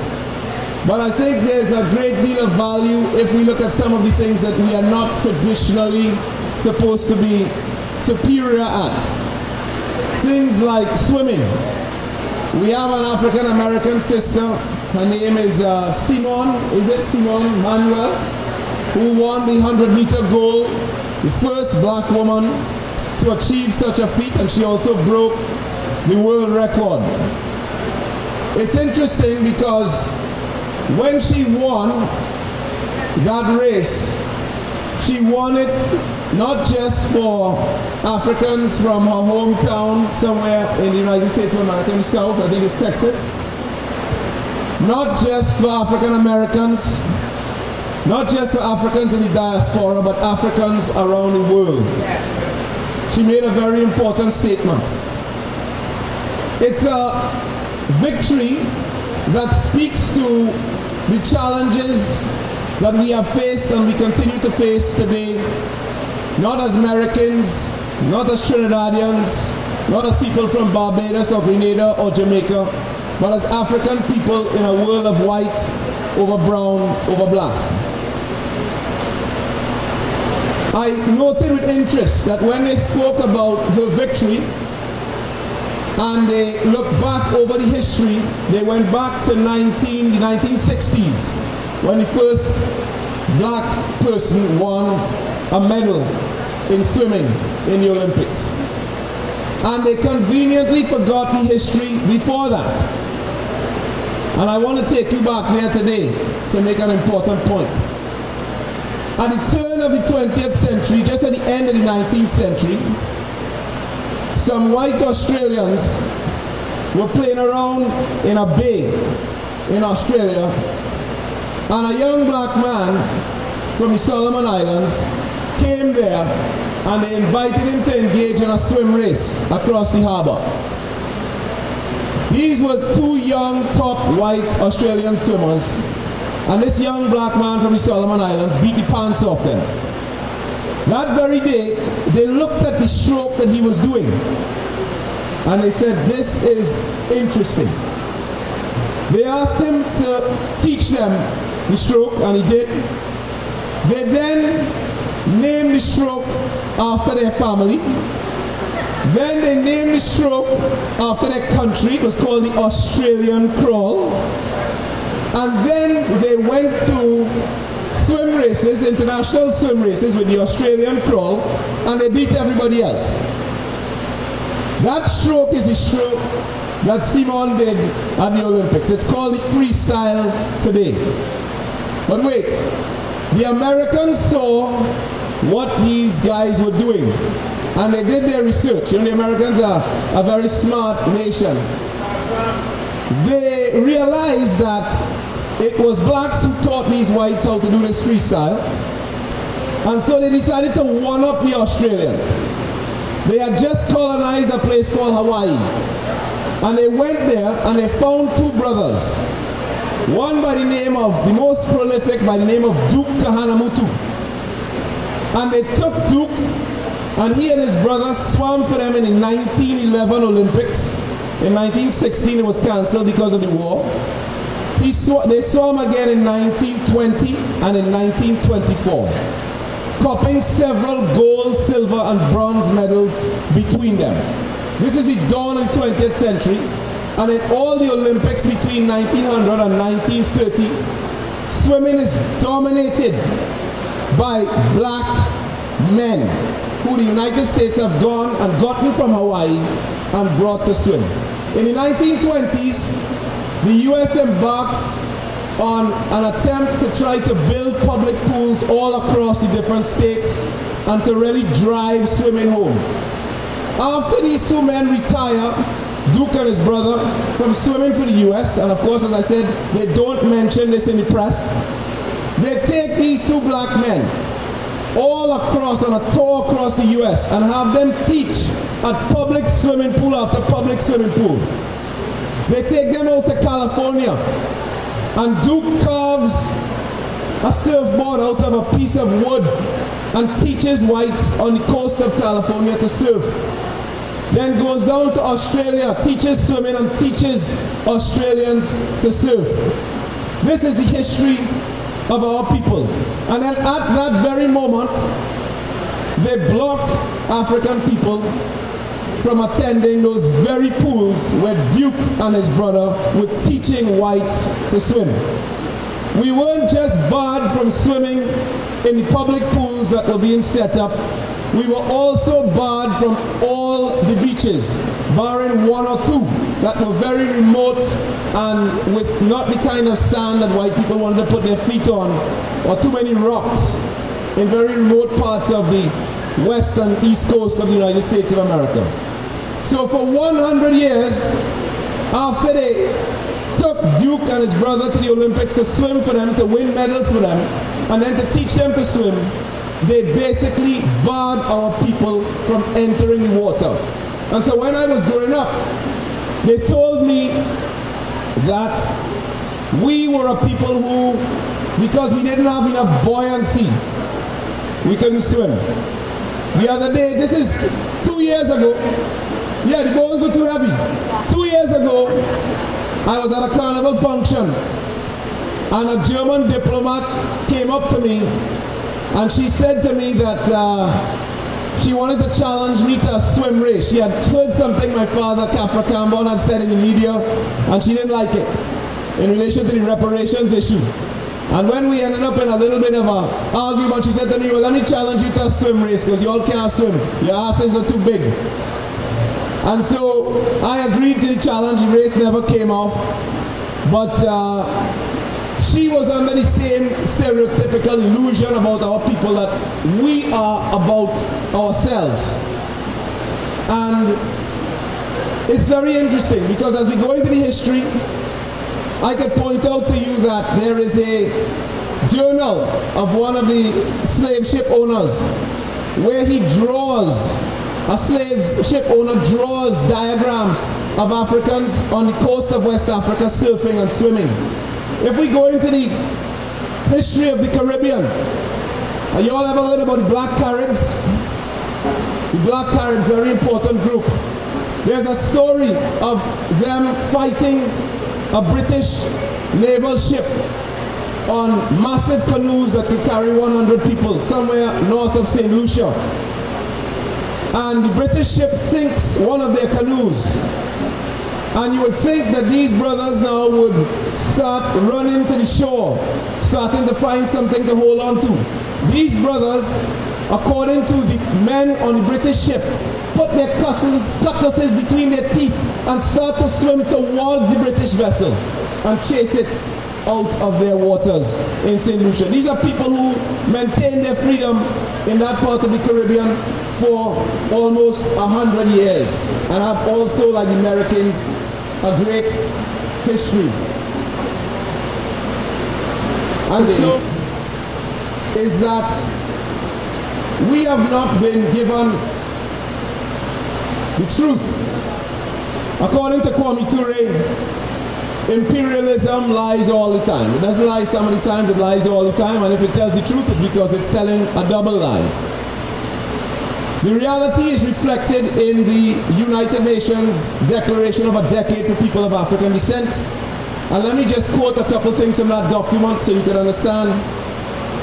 It talks about the UN working as a body with national, regional, and international, for national, regional, and international cooperation in relation to the full enjoyment of economic, social, cultural, civil, and political rights for people of African descent and their full and equal participation in all aspects of society.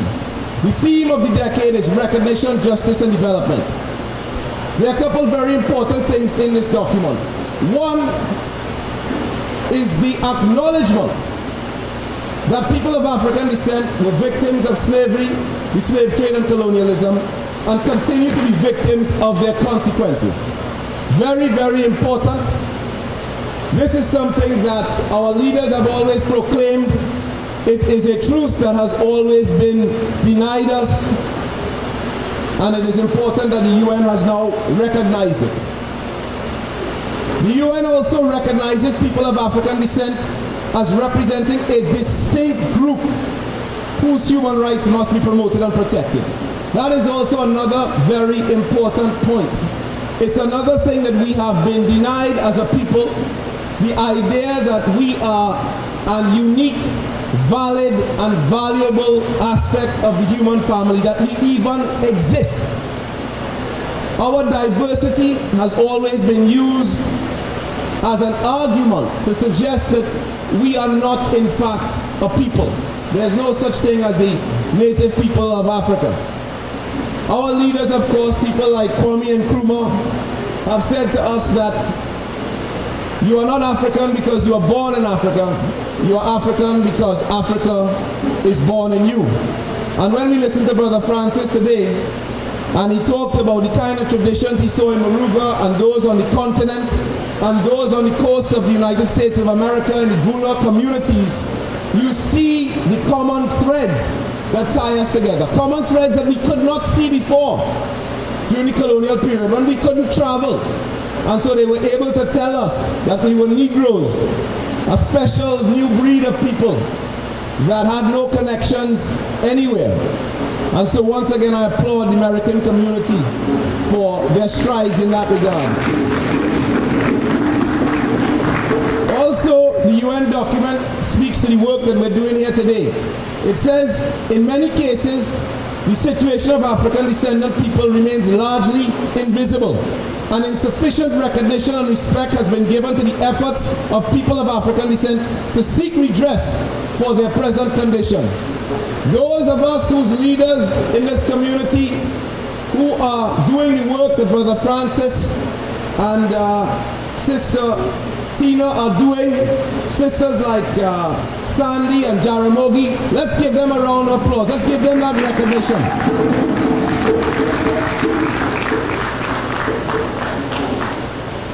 There is within our community, and I'm going to wrap up here,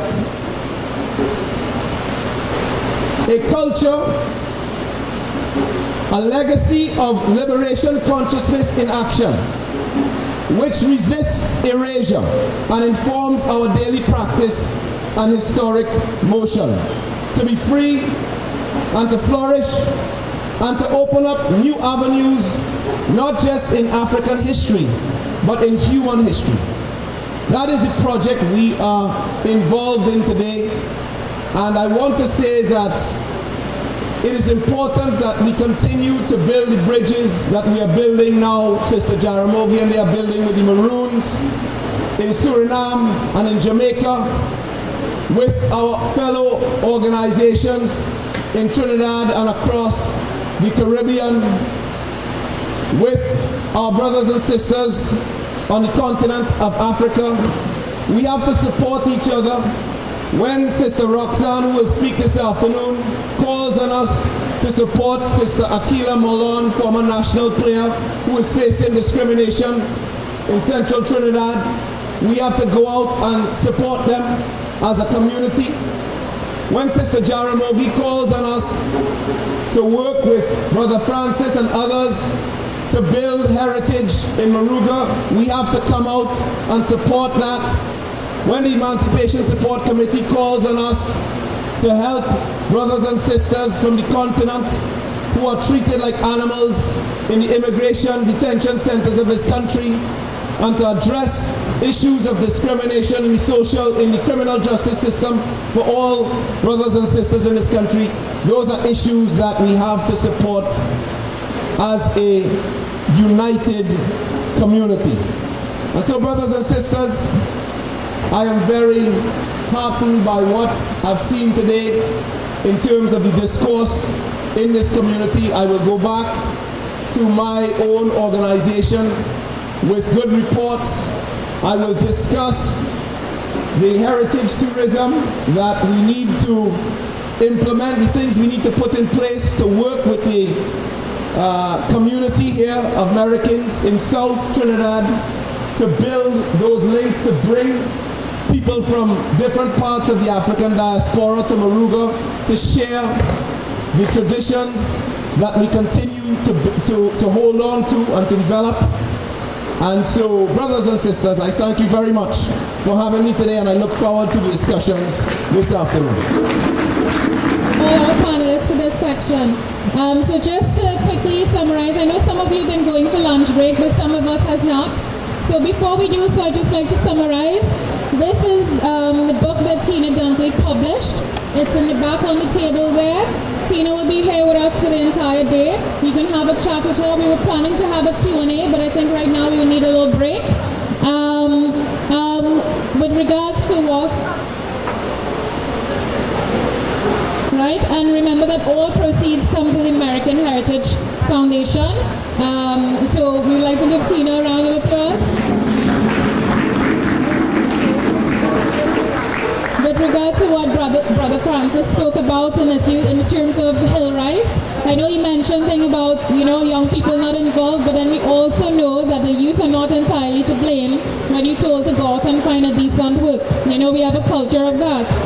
And one of the other thing with the hill rise is also $25 a pound. So probably we should show how high in value it is, and probably to get people to sort of value it. And when it becomes a thing, and then probably we might get more people interested. So a lot of communication, a lot of networking needs to still happen. And then to end off with Shabaka, it was very nice to have that wrap up that he did, and also bringing that connection, seeing how well connected we are, and to use those connections to support each other and to get things going. So I'd like you all to join me in a round of applause. We will try to keep our break as short as we possibly can, so I would like to suggest 30 minutes. Hello, good evening. We are here at the Nia Valley where the Americans is having an anniversary celebration, and we are speaking to Octavia Roberts. Octavia, this is our pleasure. What I want you to do is tell us who you are and tell us about yourself and the Americans family. Okay, good afternoon. My name is Octavia Leonis Roberts. I am the granddaughter of Papa Nisa, better known as Ebenezer Elliott. And I'm here just supporting the American Heritage Foundation on their symposium today. And when you are not here, what's the kind of activity you engage in with the Americans? Basically, I just interact with everybody. I have a mini museum at my home, which is personal artifacts from my grandfather and what my parents gather, going along from then to now. Now your grandfather has been presented in a certain way, although the reality is he is a critical, cultural and historical father. Talk about your grandfather and that heritage for us a little bit, please. Okay, well, my grandfather, I was born in 1968. My grandfather died in January 1969, so I didn't know him, but he knew me, all right? And from what my parents and family members had said, well, Trinidad and Tobago basically labeled him as an Obeah man, but from growing up and listening to the stories, he basically was a healer. He wasn't really an Obeah man. Whatever sickness, ailment anyone had, he was there to help. And he had a little calabash at the side if you want to put whatever little contribution towards medication or whatever the case may be. It didn't bound to be cash. It was kind, clothes, whatever produced from the land, it was welcome. But I want to suggest in the African tradition, outside of those distortions, he was important as an elder. What's your view on that? Yes, he was an elder in the village at the time because he was one of the founding members of the Third Company Baptist Church. He was also an Orisha elder, Orisha leader. He was also a part of the Freemason, because one of the pictures I have of him home is in his regala as a Freemason. Are you aware how much research has been done locally and abroad about your grandfather? Yes. One in particular is Miss Frances Henry from Canada. She did a book on him. That one I know. It has a few others. Also, those who sang songs about calling him the famous Obeah man, as Sparrow said. But otherwise than that, myths goes around and everybody legend continues. But given the level of activity and interest about the Americans presently, how many young people may be approaching you and asking you? In other words, has exhibitions like these perked their interest in your grandfather and his heritage? Basically a few of the young people.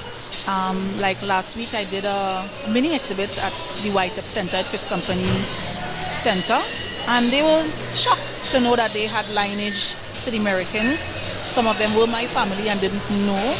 So yes, some people know about him and some people don't. If people want to find out about you to come to the museum, how do they go about doing this? My home address is 319 Indian Walk, Maruga Road, and I'm also on Facebook under Leonis Roberts. So just drop me an inbox message and we could arrange. And last words are yours. Last words are mine. I am proud to be American, fourth generation American. We are celebrating on Saturday the 20th, which is also my birthday.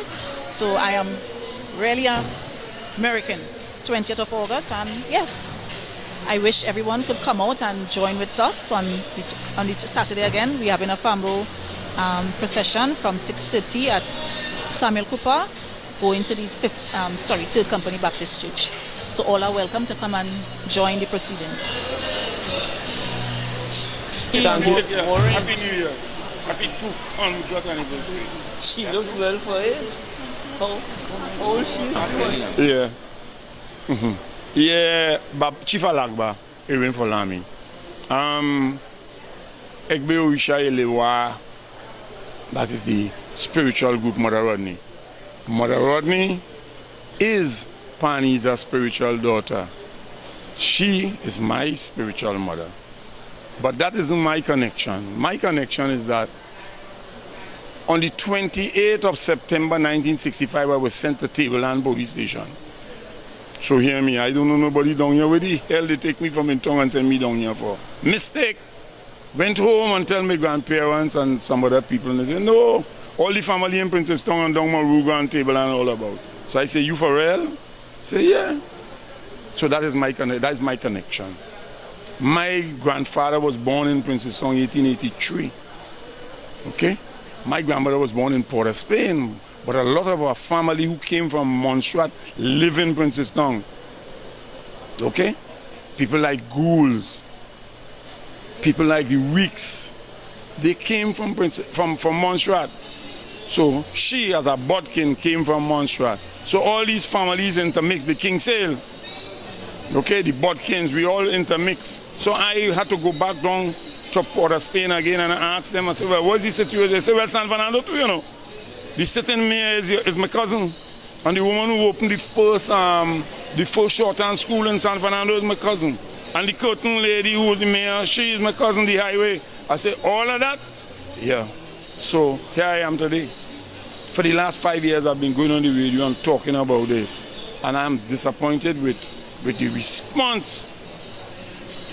When it's 789 people come, or maybe more. Okay?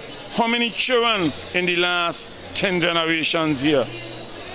And where are they today for us to talk? People leave London, people leave America to come, and you right here living down in Maruga, living in Success Village in Laventille, in Leon in Laventille, in California and Carolina, in Hardbagging, you know, and all these areas, American people live in. So what's this problem? We had to put all that aside. And all I want to say though is a happy day. It's a celebrative day, just like we celebrate emancipation. Now this is before emancipation. This is 200 years.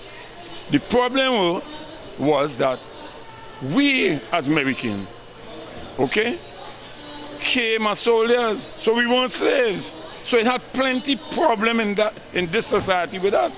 Trained soldiers, how are you going to deal with them as ordinary people? No. So the governor had running problems with them. For them, the first person to say, look, we want emancipation here was American, because they were already emancipated. You follow? So this is why I'm here today. This is why I'm talking to this beautiful woman who is my spiritual grandfather, only granddaughter. So blessings and peace to you and to the world and all who celebrate with us today. Ashe? Ashe. Ashe. You're most welcome, but watch it.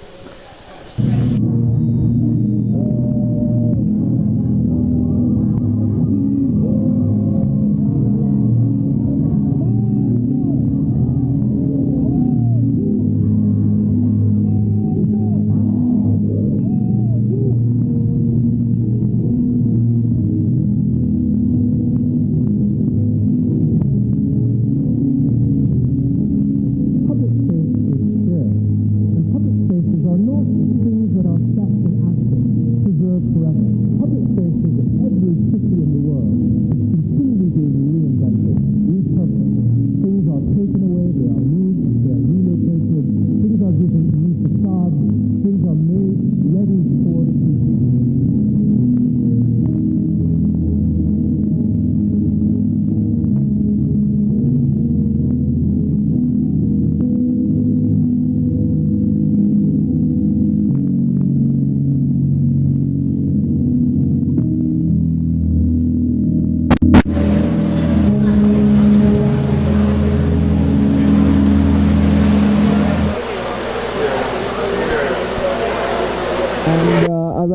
it looks critically at our public spaces in Trinidad and Tobago, the people and the values that we honor in those spaces.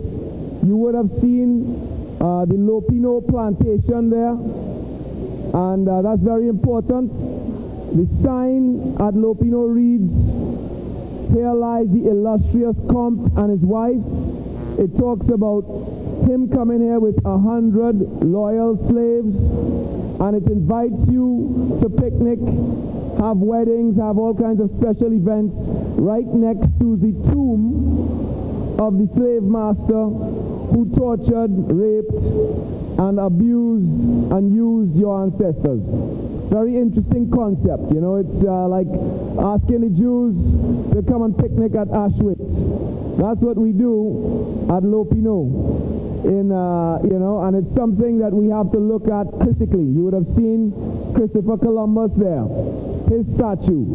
He is the man who came here and quickly began enslaving, raping the indigenous people, and set in motion a genocide that we can't even find. It's very difficult for us to find a few of them here in Trinidad and Tobago. We honor him with a statue downtown. We have to ask ourselves, is that something we want to continue to do? You would have seen Woodford Square, Picton Street. All these are interesting characters that we should discuss as an independent people, and the film tries to introduce that discussion. I leave it there. I wish you all the best with the afternoon's proceedings, and I hope that you will be there to enjoy the film when it comes out next year. Thank you. Thank you very much. And as I said, it looks...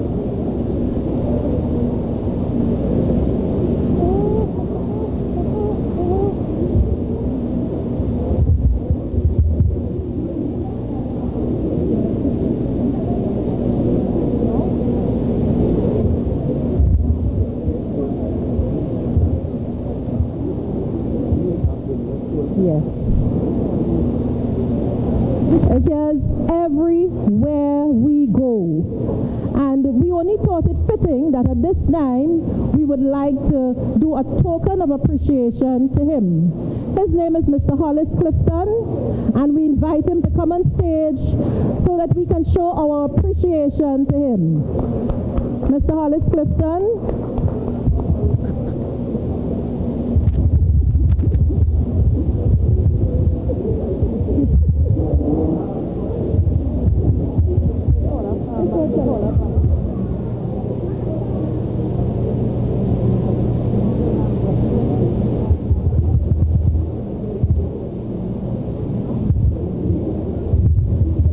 And we will have Akila and Mava Sandy who would help.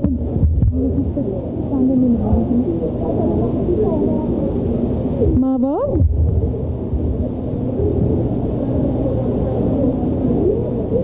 Just harness to Mava and Mava to harness him.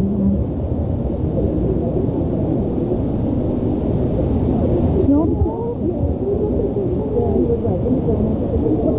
Go on, just go on and the mannequin and people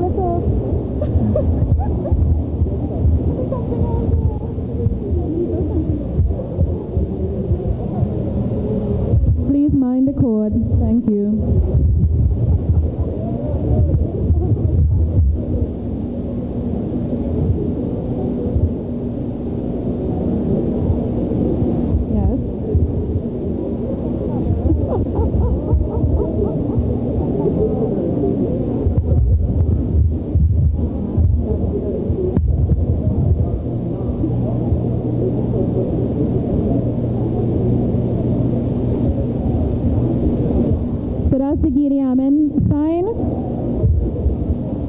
Is one of the tribal signs of Ghana.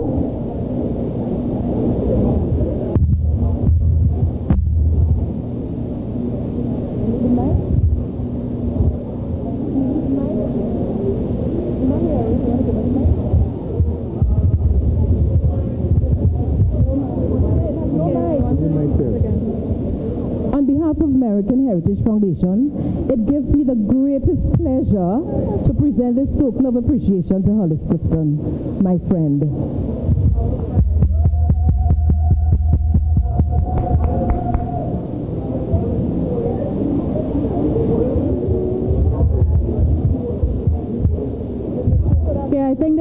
former director is very interesting.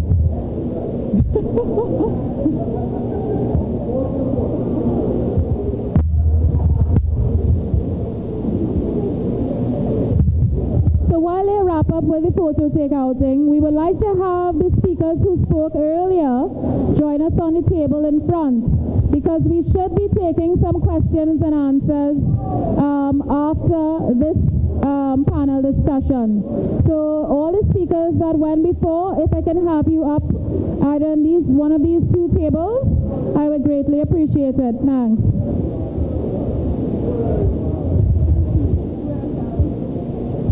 So give a round of applause.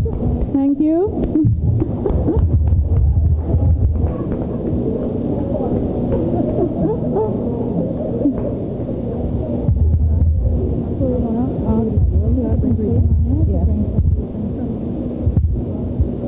We have a gentleman on stage who works with young children, children of African descent in particular.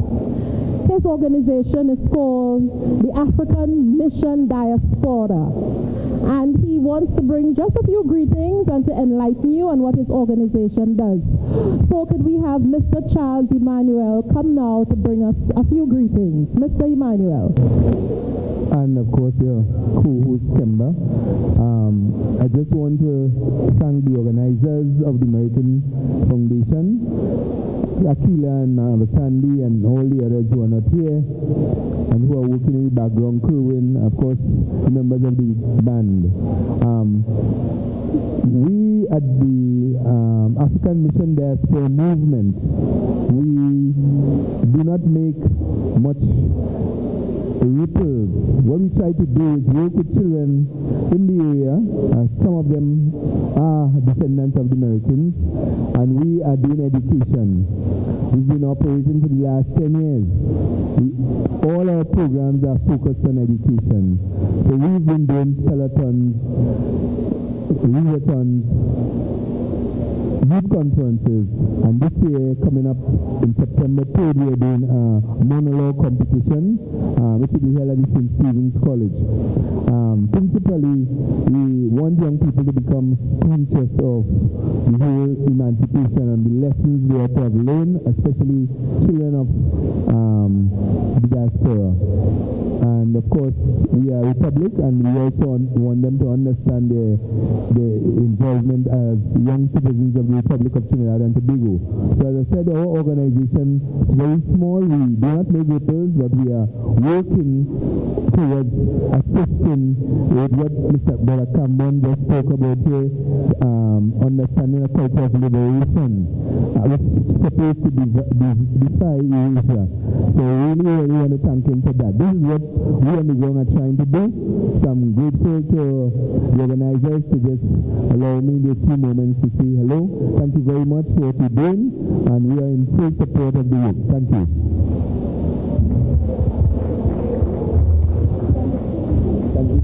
Can I ask for a show of hands, how many of you are from Princestown area, the Princestown and its environs? Very, very few people. So that means that the work of Mr. Charles is not really well known, and he's doing a tremendous job. And for that, sir, we do congratulate you, and we want to say thank you and wish you all the best in all your endeavors. There are pioneers among us. We have two lovely ladies on stage, and you know, as they say,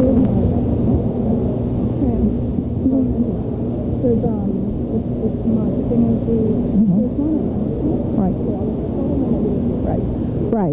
We have two lovely ladies. One is Miss Marsha King, and to give you a little profile on Miss Marsha King, I'll hand you over to my co-host. Okay. So, you know, we invited different people here today because we want to raise different issues within our American community. So earlier today when we spoke about culture, connecting people from different regions who share the same history, people who were placed. One of the issues that we spoke about also was farming. But one of the things that we wanted to touch on in the evening segment was the issue of land matters and land rights. And one of the things that we know, the Merikin was granted certain amount of lands in the company villages. So a lot of these things is not documented in such a way that people who live there within these communities are not aware. And even issues regarding, the rights. The lands are not supposed to be sold. It's supposed to be for American heritage. It's supposed to be as a token for fighting in the war. These are some of the things. And slowly we are seeing lands being used for all different things and by all different peoples, and the lands are not being used for what it was meant for.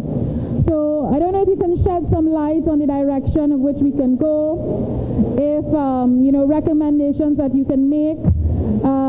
I know it's a journey for all of us as we learn more and more and more about Americans and the things that the peoples have gone through in the past. But so we welcome you to bear some greetings. Yeah?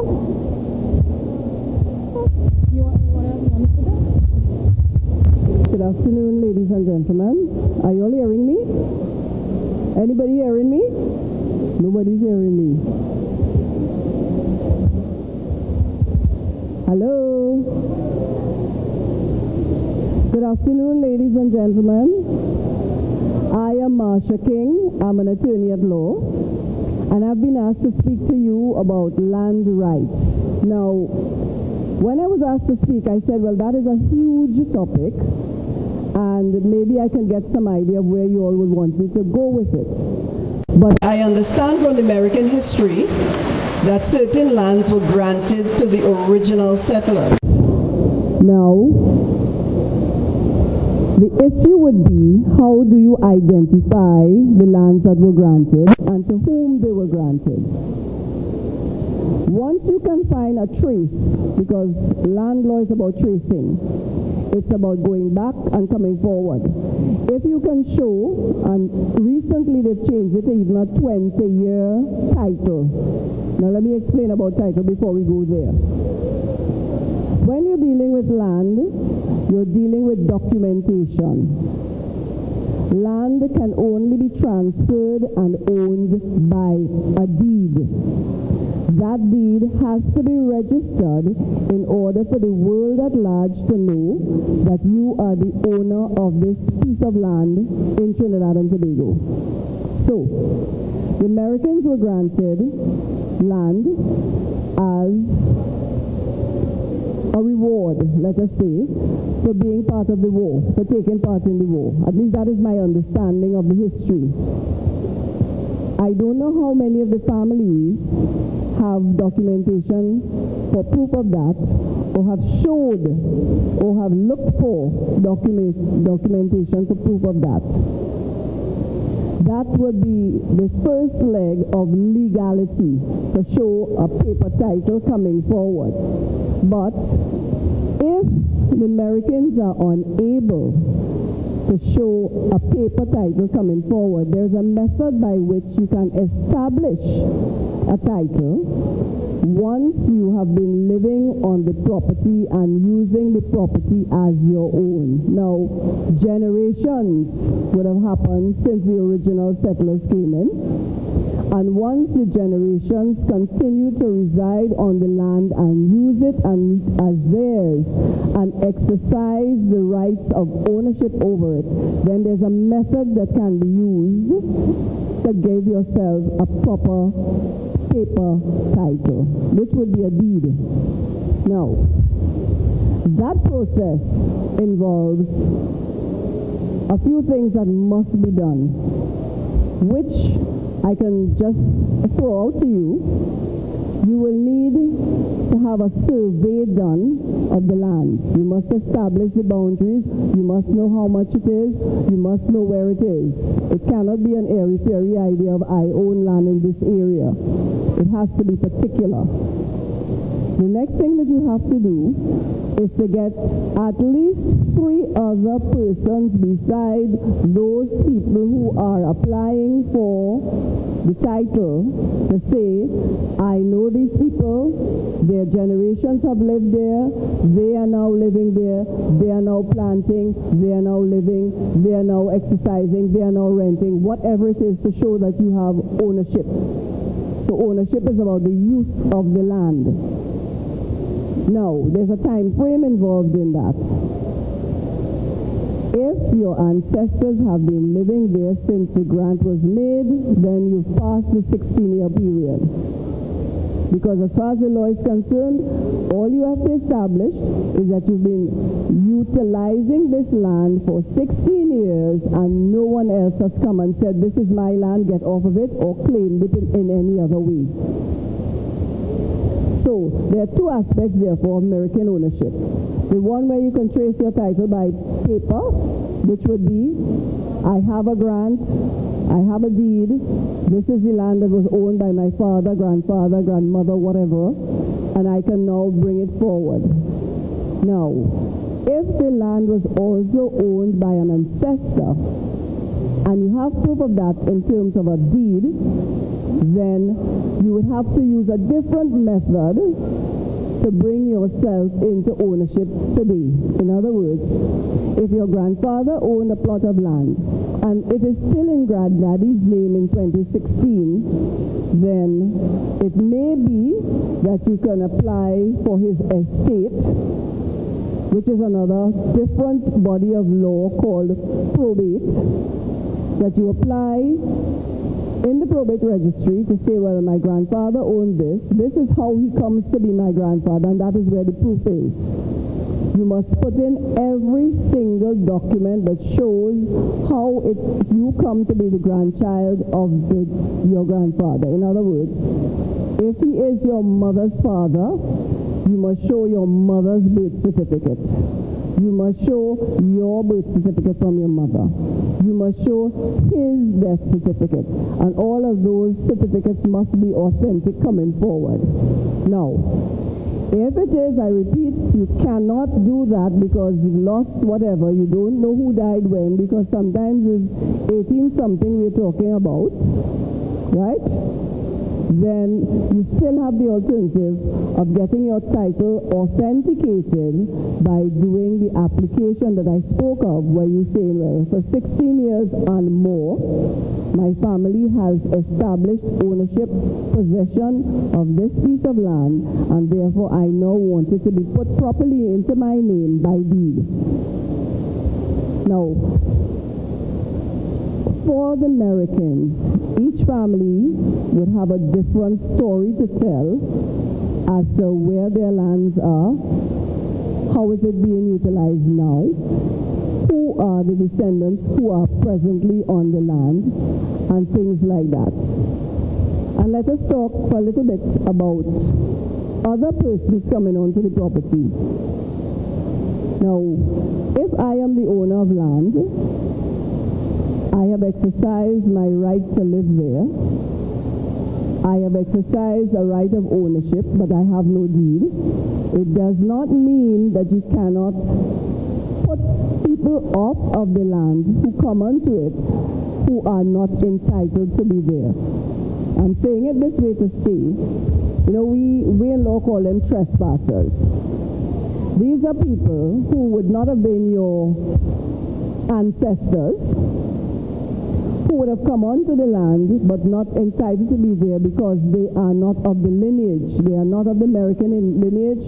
They have not come from the grant that was given. They were not, the Merikin was neither grandfather, grandmother, anything like that, but they just saw land and they decided to move on. Those are the people that have to be put off. Now, I do not know how many of you have allowed persons like that to live on the land and to remain there without saying anything. Now that is where the story lies. Because once you are the owner of land and somebody else comes onto that land, it is your duty to ensure that they leave. I'm not saying be violent, but you have certain rights that you can exercise without having to go to court. In other words, if somebody comes, for example, this is your phone. You are using your phone. It is something that you are doing to use your calls, make your records, whatever it is, even an alarm clock. So someone comes and they just take your phone and they walk away with it. Is it okay for you to let them walk away with it and say nothing? It is the same with land, except that land is in a fixed place. You have, therefore, to take action. And the way the law is, writing a letter to them every 2 years is not considered taking action. Okay? I know some people say, well, we wrote them a letter. That is not enough. You get a bailiff, you say, bailiff, come here. This is my land right here. That person there just came on. I want you to remove their things and put it off. So you write the letter, you say to them, listen, you're on my land, I need you to get off, I will give you X amount of time to leave. And then after that, you take action. You have to take action because time tends to run away so very quickly. And if they have stayed there for 16 years or more, they can come and say, well, I am just as entitled as them because I have done enough to take away their title to this area. And they have done nothing to stop me from being here. So, everybody's story is going to be different, but in law, we have methods of dealing with different stories. So you need to tell your story to an attorney and let the attorney take the action that is most suited for your situation. I don't know if you all want to ask me any questions. We'll be taking all the questions afterwards. So I hope people have been making notes as advised earlier on today. So we will have all the question and answers at the same time. Okay? So please give her a round of applause as for her contribution for this part of this program. And now we have Ms. Roxanne Mohammed, who will also bring you some of her advice in her field of work. So welcome.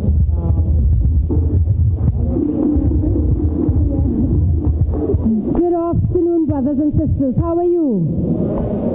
Let me hear again. We had a beautiful, a wonderful African lunch. How are you? Thank you, my brother. Thank you. I am Sister Roxanne Mohammed, and usually before I even speak or say anything, I prefer to begin in God's name. So I begin in the name of God, the Beneficent, the Merciful, and I want to greet you all, brothers and sisters, kings and queens, gods and goddesses, in the words of peace this afternoon. Now, just like Marsha, my beloved sister Akila asked me to speak, and Marsha, I was going to do the bush lawyer thing today. However, because for a number of years, we have been advocating to ensure that we retain land ownership. So I am going to deal with why we need to solicit attorneys like Marsha King and those that I use, Calvin Blaze, to ensure we retain ownership of our land. But before I do that, I want to start with a little quote by Benjamin E. Mays. He said, "He who starts behind in the great race of life must forever remain behind or run faster than the man in front." So as we look at this struggle, as we look at a community in Trinidad and Tobago which has been landowners for over 200 years, I think one of the first things you need to do, yourself and the children, is to give yourself a round of applause. Because that is not, I want the children to clap, because that's not something that predominantly African community can hold on to. We are seeing the battle in Laventil, where they have been on the land for generations, yet still they do not own the land. So we just have a house. What we have here with the Americans, it's power. Countries go to war for land. They don't go to war for the women or the men. They go to war for land. What is under the land? The oil, the gold, the diamonds. That's what they go to war for. So you have a wealth under your feet. I heard about the cocoa plantations and the teak plantations, the teak farms and so on. We have to understand the power of that. Now, I want to share something with you so that you can have an appreciation as to where we came from and why it is important for these children to have that affinity to the land. The historical underpinnings of land ownership in this country, according to Dr. Bridget Barrington. Let me just read something she said from her research. Now, this is not a black woman, this is not an Indian, this is a Caucasian woman who recognized the challenges, and she went about doing some research. And let me share what she said in that research. Dr. Barrington said in the years 1783 to 1789, she said, we know that Trinidad slaves were literally, now listen, when I say slaves, I'm speaking about our ancestors, our mothers, our fathers, our cousins, our, foreparents. We know that Trinidad slaves were literally worked to death in this period when they were clearing the forest and establishing new plantations, suffering from gross overwork, primitive conditions, and exposure to tropical diseases. In 1784, it was estimated that a landowner would lose 1/3 of his slaves during land clearance. Now, they're saying that this was normal. What they did, because they know that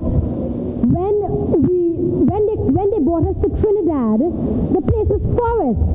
So they used our foreparents, if we can understand that, to cut down trees. We were the backhoes. We were the tractors. So the work that we have done to discard that by not having that willingness to fight the land that we have, not just allow it to be taken, as Ms. King said. We can no longer sit back, my people, my brothers and sisters, and not allow the land to be properly developed, not allow the land to provide for us what land does. Dr. Barrington said that these were normal expected losses of a new plantation. She said in 1788 alone, nearly 1,000 slaves died from diseases contracted during land clearance.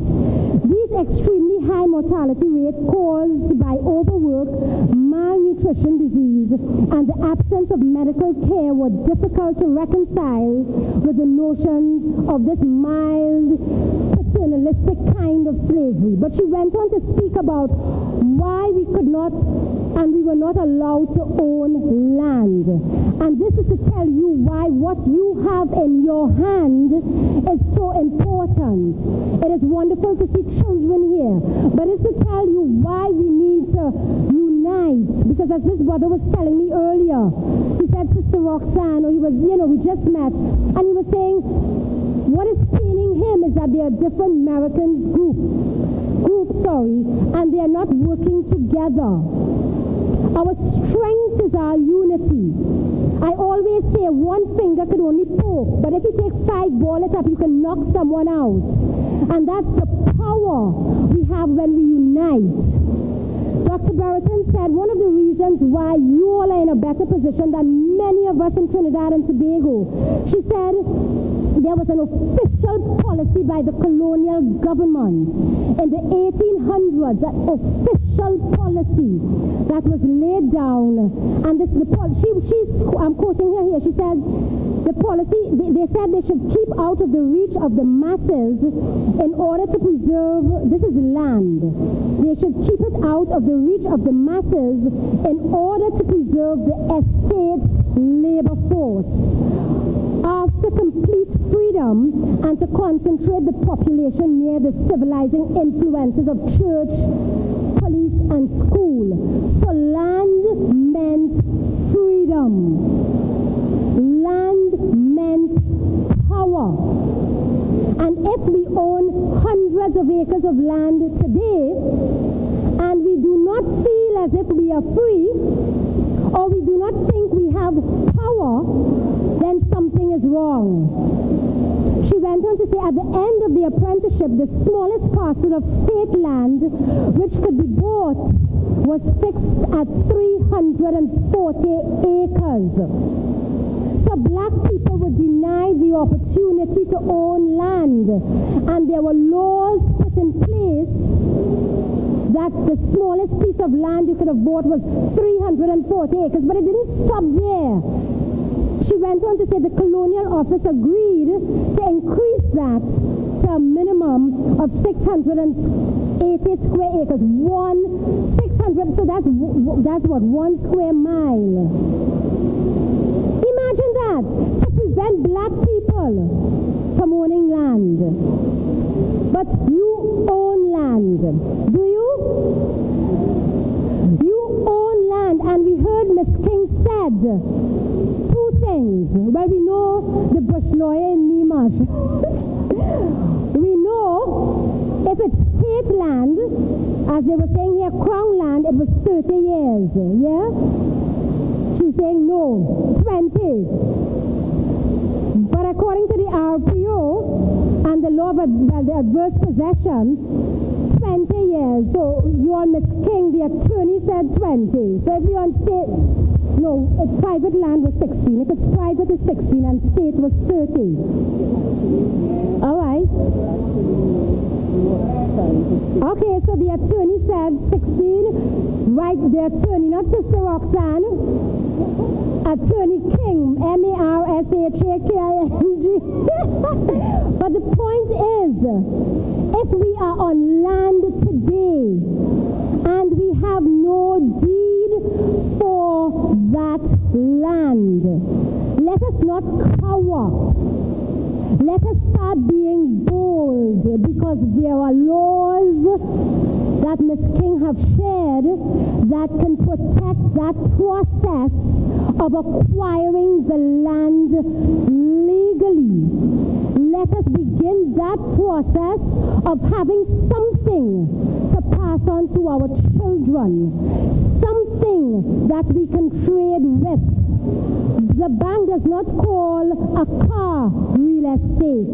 They do not call an insurance policy real estate. When they ask you, do you have real estate? You know what it is? Land. Land. So we have to understand, if we want real estate, let's start dealing with the real issue of real ownership. So I want to thank Sister Keela for inviting me to just share this with you. I mean, there's so much more, but I know that there are others to speak.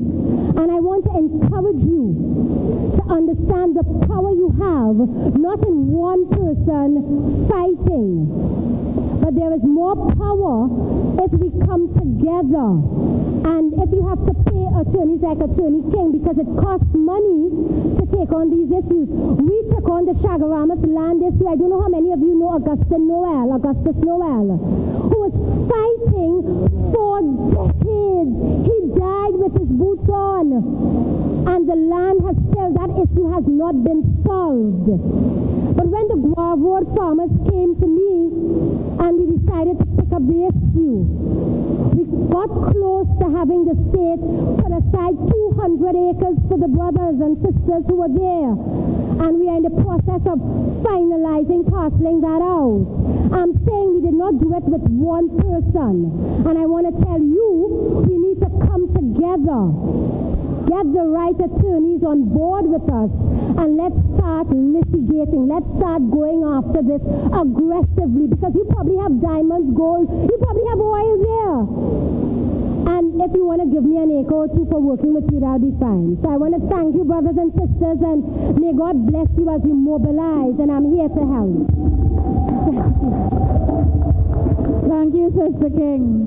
Good evening, ladies and gentlemen, fellow Merikin family. For me, it is indeed a privilege to be here and to be able to come and address you and speak to you concerning our Merikin land issues.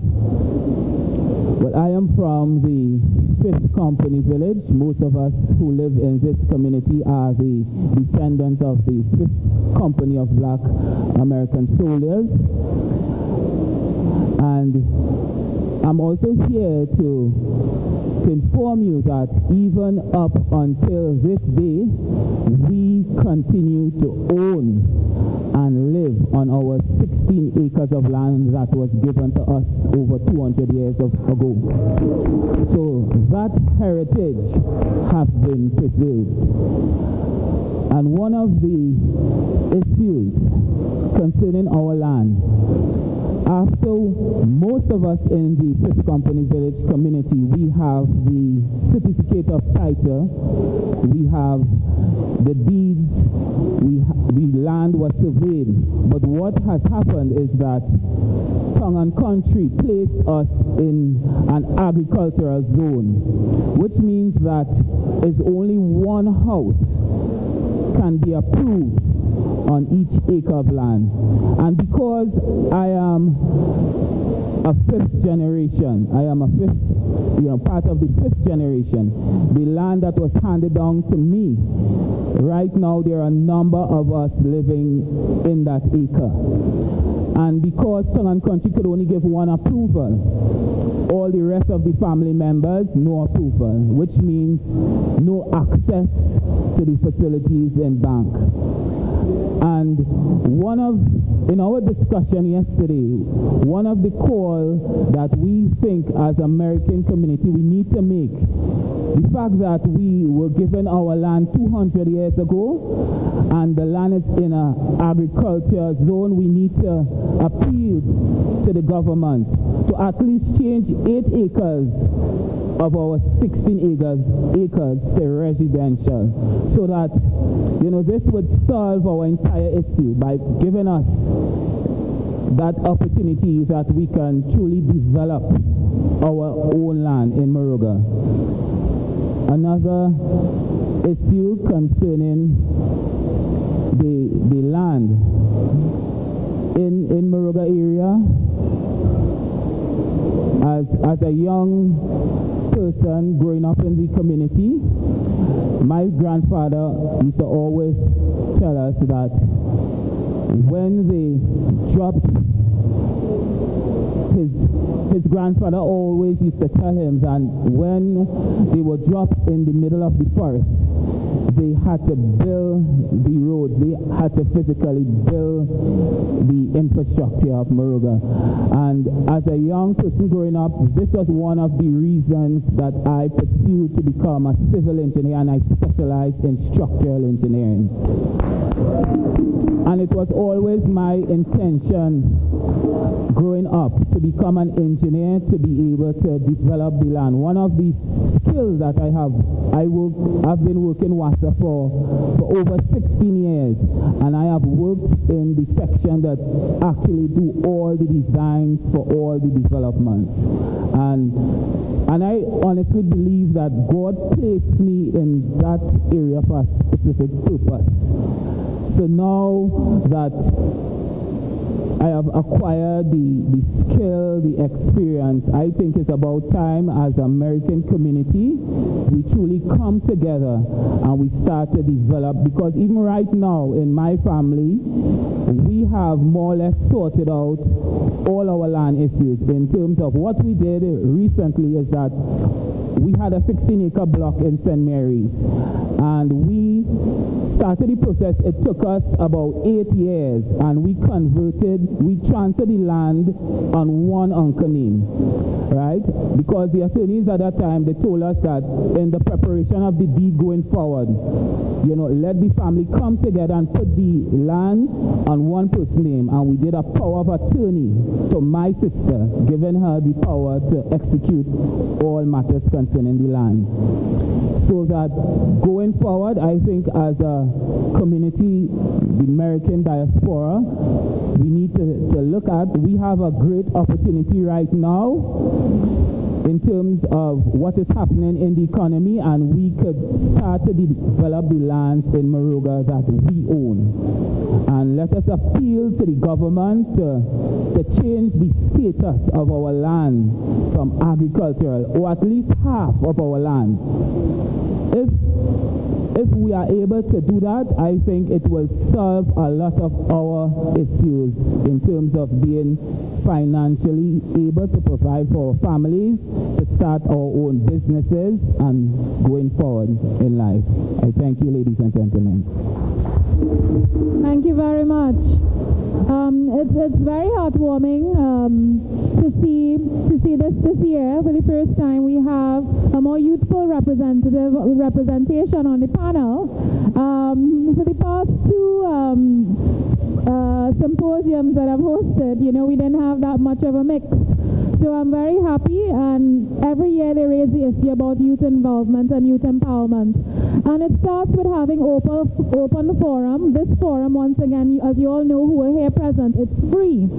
And we've been sharing it on social media, which is accessible to most of the youth population. And this is some things that we want to do, have things as open and free as possible, but that also means that we ourselves as Americans have to give of ourselves, whether it's in our time, whether it's in kind, whether it's whatever sort of resources you want to donate. So everybody on the panel here came of their own free will, all right, because they believe that this is something that they want to add value to and have potential to grow. All right, so we commend everyone for coming out again, but at this time what we would like to do is take questions, and I know some of you may have comments or you might want to voice a concern. So we want to keep it respectful, and we want to make sure everybody have an opportunity to participate. So for those of you who have comments or questions, you can come to the front or show by hands, because we have one mic roaming. But before I go to that, I want to know if anybody on the panel would just like to have give some remarks before we take questions. Talk about his experience with the 16 acres. No. Hello? Right. I've listened to the young man making his statement about their 16-acre piece of land in St. Mary's. And there's a simple method, You can apply to town and country planning for a change of use. That is what it's called. Especially if you can prove that the area has been built up, and that there are residences in the area, and that there are even commercial business in the area, you can make that application to town and country planning directly. Okay?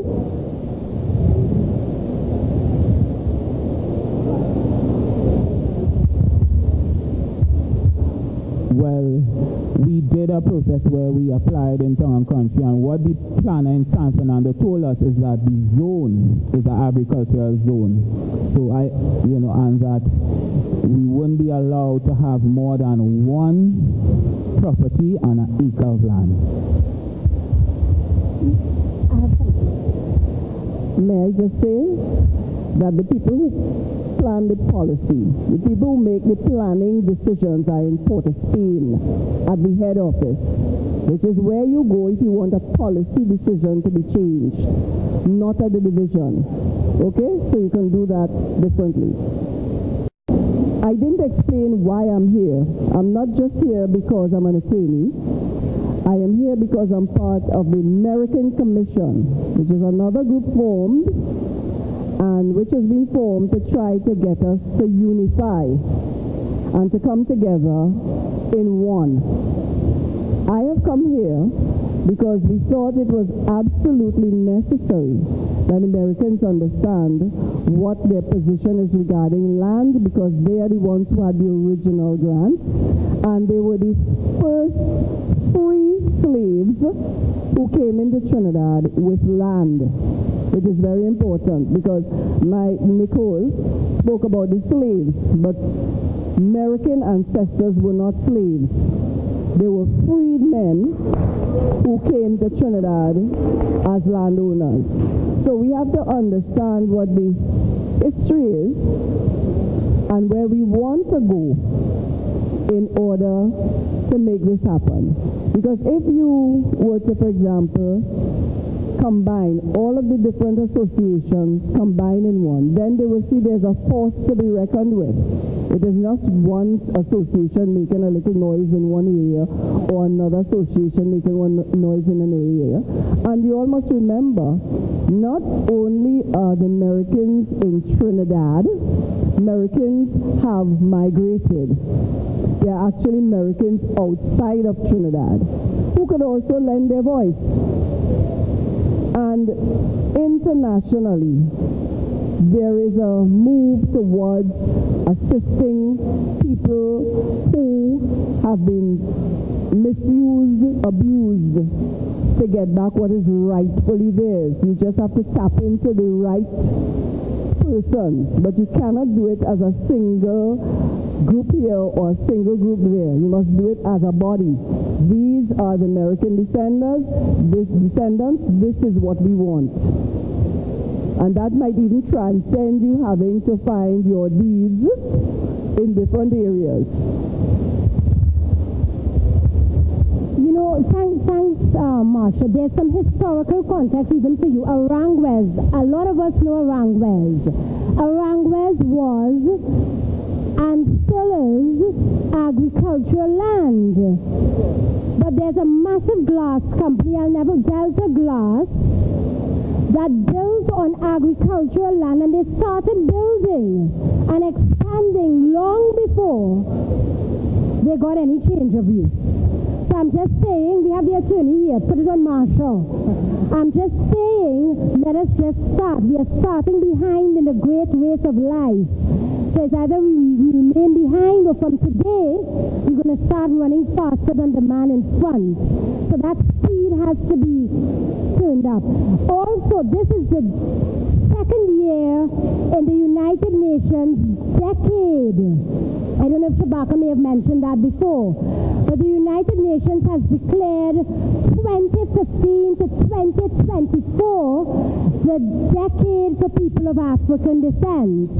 And within this period, they have mandated, they have encouraged, they're encouraging governments to take certain actions in ensuring that there is justice against and for African people is given out. So we need to lobby under all of these umbrellas, use everything in our arsenal to get our land. And I know probably Brother Cambon will want to say something. Yeah, I just want to say that Sister Roxanne is absolutely right about in a number of things that she said, and the key in this development is working collectively, collective work and responsibility. As an individual, if the brother was to try to develop his land in a particular way, the state may be able to take advantage of him one way or another. As a community of Americans, part of a wider community of African people who are conscious about their rights, nobody can take advantage of him, and he will have much more power in deciding how he is to use his property as an individual. And so really the idea of coming together, working together, having a collective voice, I think is absolutely critical to the success of this community in terms of where it wants to go. I just want to make one other comment. There are parts of the narrative, we have to be very careful about some of the narrative that we have been given about the American community. Remembering that the goal of our oppressors has always been to divide us and to undermine our attempts to develop. And one of the messages I wanted to bring today is that we have to revisit a lot or certain aspects of our narrative. We have to attach ourselves as a community to progressive lecturers like Dr. Claudius Fergus and others at the university to get the latest research that they have on our community, and that could also be an asset to us in terms of land rights as well, because Professor Fergus is actively seeking out the deeds The records are there. Doctor, you've seen them with your own two eyes.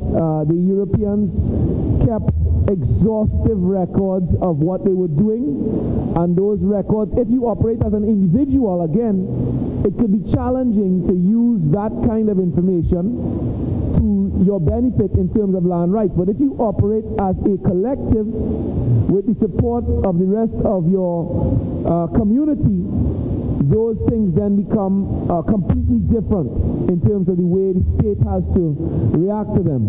And so, just to finish off, Americans were in fact enslaved in the U.S. They were never slaves in Trinidad and Tobago. But when they joined the British to fight alongside the British, they were not fighting because they loved the British. They were fighting for their freedom. That's what they fought for. And so I think it's important for us to acknowledge that common aspect of our history. Even those of us in the African world who have never been enslaved, who might have come from the continent post-slavery, never had an experience of slavery, still have to reckon with the fact of the legacy of that institution and the way it has created a world of white over brown over black. So we all have to reckon with the institution of enslavement. Thank you very much. So do we have any questions, comments, feedback from the audience?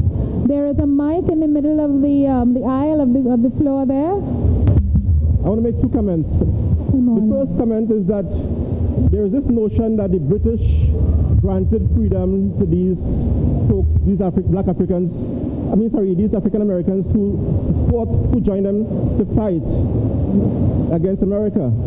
But we have to realize that there was a period between when they escaped the plantations and when they joined the British, when they were on their own. So actually there was a brief period of marriage between escaping the plantations and joining the British. And very often that is excluded from the discussion. Okay? So they fought,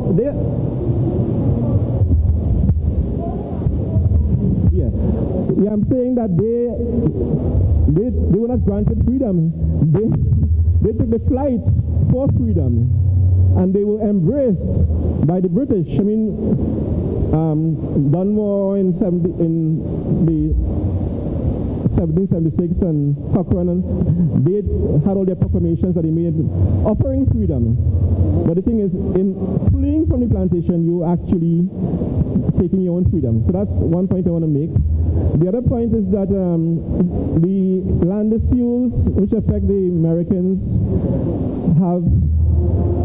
they resonate with other land issues among some of the peoples the Americans originated from. And this includes the Galagishi people between North Carolina and Florida. And they are going through a tremendous struggle of dispossession at the moment. And I think it's important that the struggles of the American people in terms of land issues that support for each other needs to be established. Okay, so those are my two comments.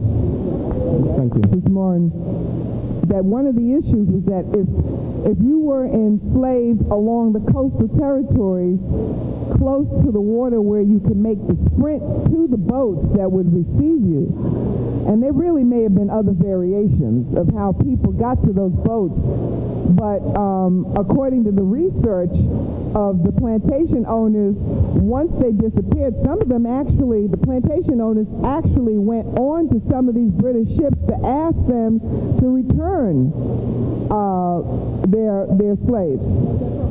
Yeah, their property, exactly. So, but there really may have been other variations of people who had already escaped and were hiding out in the ground in different places, and then they just took off. But that's the scenario I'm most familiar with. Okay, so I see we have two more people there. So, Jamie, my name is Lancelot Montgomery, Redhead Wood. I have a question and a point for your legal officer. Why have oil rights that have been paid previously to families more in fifth company, have been stopped since maybe say 2005? Maybe you could research that. What is that? I don't know.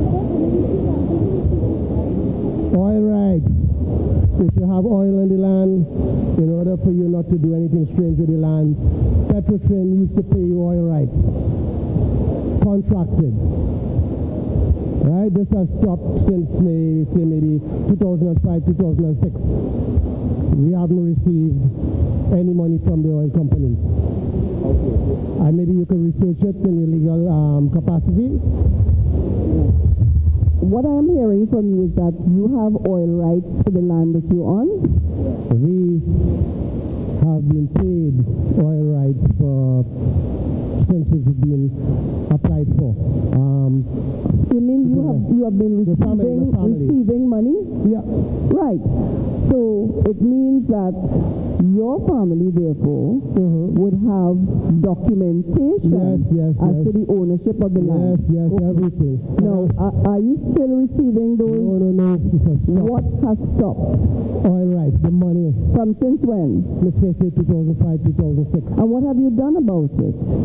Approach lawyers, approach people, the oil companies, quote unquote, we'll get back to you.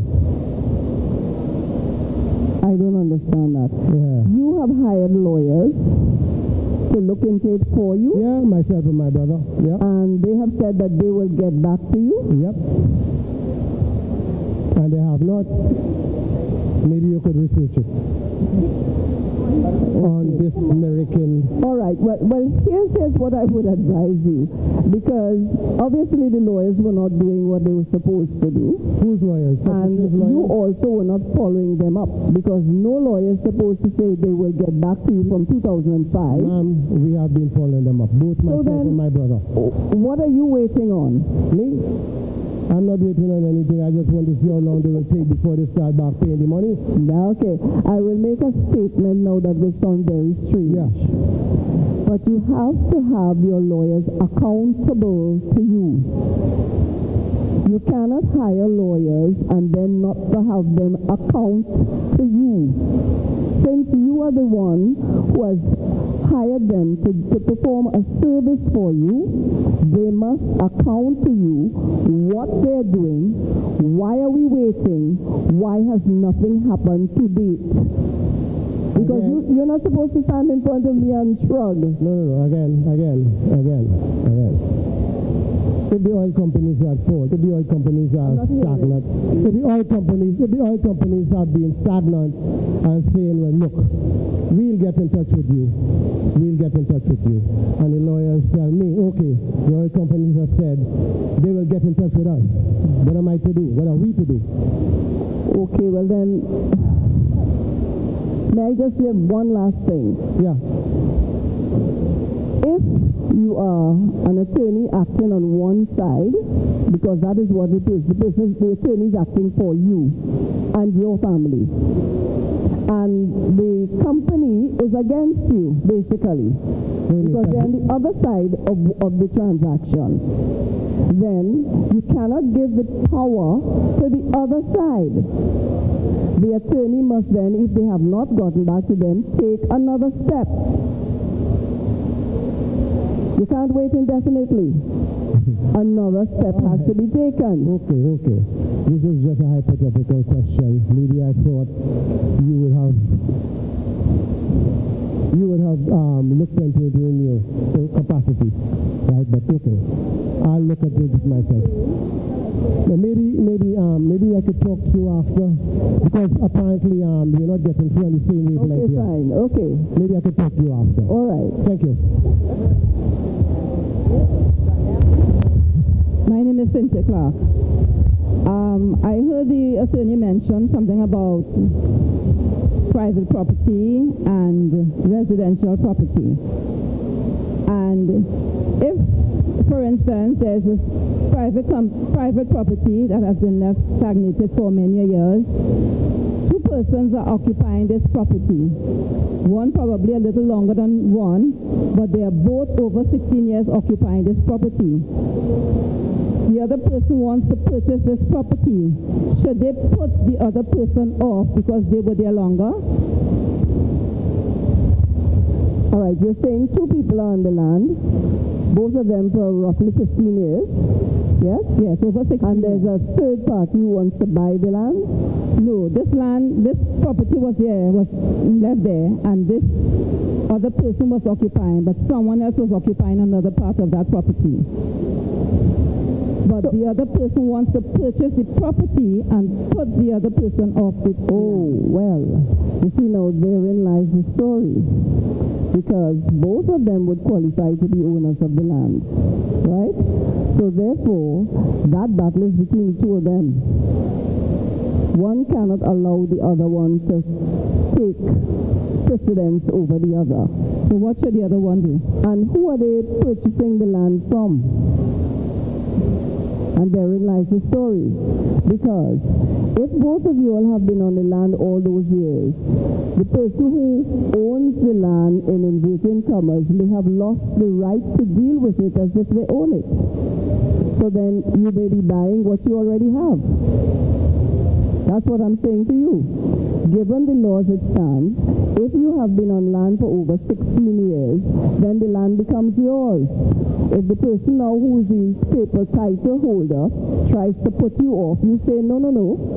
I have been here all these years. You have done absolutely nothing to move me. Your title is extinguished. But this is not the owner now. This is the other person who wants to purchase the property, who's taking action in their hand. Well, I'm not understanding, because my understanding from what you're saying is that both of you all are on the land at the same time. Yes. So who is that person purchasing from? Well, I don't know. That's the point. You can only purchase land from a person who's supposed to have title to it. And when I say title, I mean documentation saying I am the owner. If that person does not have that, then you're spinning top in mud. And since you have already been living on the land for all of those years, you cannot pay for something you already own. You know, they have this saying that possession is 9/10 of the law. It is true to some extent. Once you can establish that you've been living on land privately owned by someone else for over 16 years, you become the owner without a deed to show it. But if the person who has the deed comes and says, you need to move, and they put you in court, this is your defense.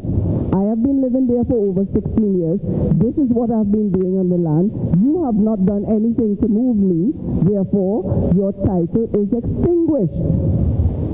So, that person may be buying what they already have. Thank you.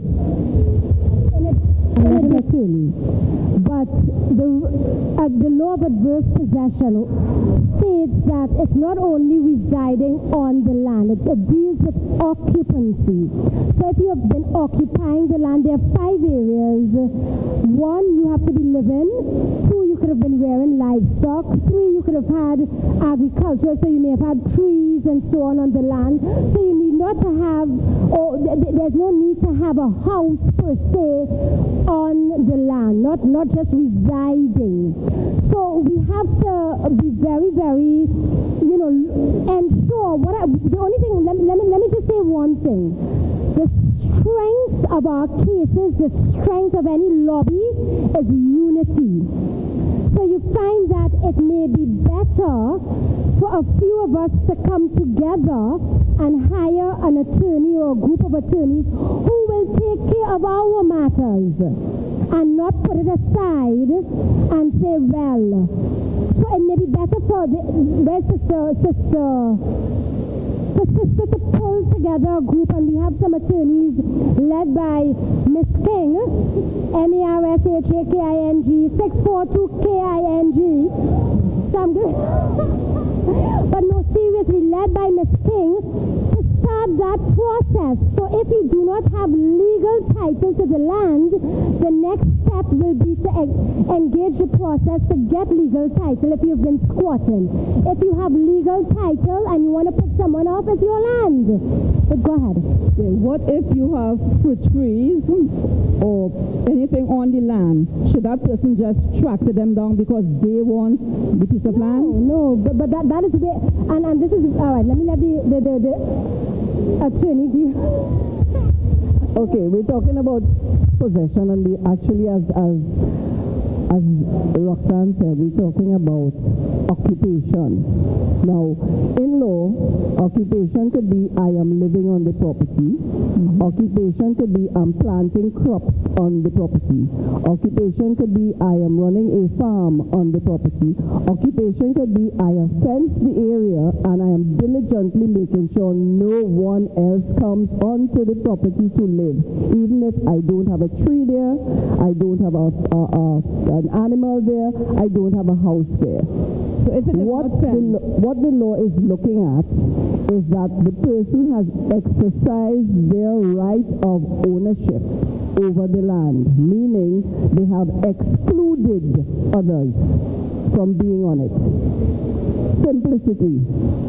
And because they have done that over a period of time, somebody else must know that they have been doing that. So the law requires you to have at least 3 persons who could say, I know her, she has been on that property either living, either planting, either having a farm, or either just coming and visiting and making sure that everybody's not there and making sure it's nice and kept clean or whatever it is for over 16 years. Thank you. Okay? Step in the mic, put it a bit closer. Hello. Thank you. Yes. Terry, Lano Keith. Just a quick question. So if you are someone who has been residing on property for over 16 years, what then is the time span, the time frame before you actually acquire a deed? Now, you've asked me a very hard question. Reason being, once you have had all of the documentation in place, and when I say documentation, I don't mean the land deed now, because you don't have one. I am talking about every other thing you need. You have the survey done, you have the witnesses who can say you've been there, and they are also on affidavit. You have gone on affidavit to make the application, it is filed into court. And then you wait, because the state has to do their investigation. And you know what happens when government has to do anything, right? But you mustn't lose faith, because it's a long process. But, and the brother told you, it took them 8 years, but they got it. You just have to make sure you don't lose sight of where you're going in the interim. That's important. Okay? On their threads to identify themselves. I am Evelyn Farrell Foreman. Evelyn Farrell Foreman. Speak more into the mic, please. I am Evelyn Farrell Foreman. We have lands in Moral. We cannot live on all the lands, but we have been paying the taxes that were handed to us by our parents. What happens in that situation where the relatives who chose to remain in 5th Company or 6th Company decided to build the houses on the main part of the properties? Own land in a certain area? Yes, we have land in Morat. Okay. We have the receipts from Ohioho. Right. We have deeds. We have something that looks like what you call wills, which is from my grandfather, passing lands on to my mother in acre blocks. We have the maps of that area outlined, so we know what blocks belong to us. But the relatives who decided to stay on the properties wrong, they have started building houses on the frontage of the lands. So there are relatives who have actually built on the land that you are supposed to own. Yes, there will be descendants, but it would not be descendants to that block of acres. Then I ask you, why have you let them stay?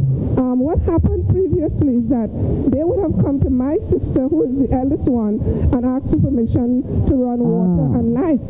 But now TNTech and WASA is allowing people to build a house without even getting permission from the people who has deeds to the land. All right, well then you have two different situations there. Yeah.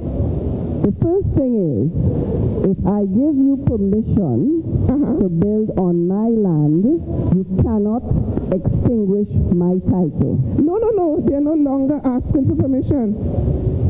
No, what I'm saying, there are two different situations. Okay. The ones who have asked permission and were given permission, they cannot own your land and cannot extinguish your title because you have exercised your right of title by giving them the consent and permission to go onto your property. Okay. It is the people who go onto your property without permission and without your consent that must be removed before a 16 period elapses, a 16-year period, or else then you are in danger of losing your land. Although we have been paying the taxes on the land. Let me tell you something. You see, paying taxes for land in Trinidad and Tobago, anybody could pay taxes for land in Trinidad and Tobago. Well, we have discovered that because many times when my sister went to pay the taxes, there's somebody who was paying taxes also. Thank you very much. The government does not care who is putting out the money. They will take it and they will issue a receipt in the name of those people who are supposed to be on the land. We have Therefore, the fact that you're paying taxes is not the reason for you to sit back and relax. Because the same receipts that you will get, somebody else will get it. The government does not care. Well, the block on acquiring the property and sorting out the property is that they are not finding death certificates for like my grandfather. I didn't hear that last part. The problem is that they are not finding like death certificates for like my grandfather. And that is where we are getting blocks and stumbling blocks then to proceed further on. The relatives are actually stopping you? No, when we do our searches, because we cannot find the death certificate of our great-grandfather, there's a stumbling block right there. Okay, all right. That is the point at which I was telling you that some people have to use a different route. Because once you cannot find the legal documentation to trace your title as you should. We have all those things. Just the death certificate we are not getting, and that is great. We have all the receipts and all mortgages and different things that transpired within the period. How old was your grandfather? How old is he? But he's dead. Was. Yes. Do you have any idea? When was he born? 19 what? I don't know. But you see, the thing about it is, if my grandfather... Sometimes the records are not kept or cannot be found because remember there was a fire at the Red House. That is what we have been told. Where all of the records were being kept. So they have come up with a situation where the registrar could deal with that situation if you have something else to show that your grandfather actually existed. Yes, because I know his name. So when you don't find his death certificate, do you have any other certificates where his name is on?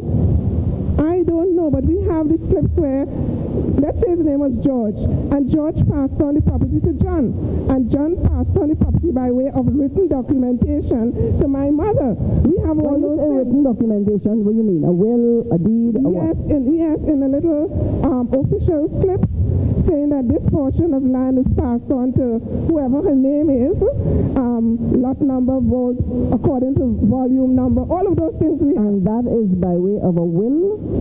It's an official sheet of paper. Well, I don't know what an official piece of paper is. You see, lawyers have a way of having specifics. There is not an official piece of paper if it is land. I know. You can have a will which will say this is what I would like to happen with this piece of property, or you can have a deed. Anything in between that is just a promise. It's just right. In other words, this person can present this paper to the court as part of the application for the deed. It is not yet, she's not yet the owner.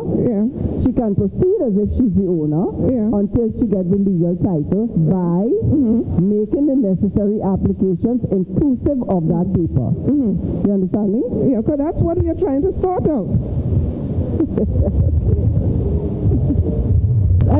had different people spoke on a lot of different topics, but the land matters seem to be an issue that we need to spend more time discussing within the American community. So maybe we have to think about having more people on a separate panel at another forum that will sort of speak and deal specifically with land matters, because this is a very important part of our American history, our legacy.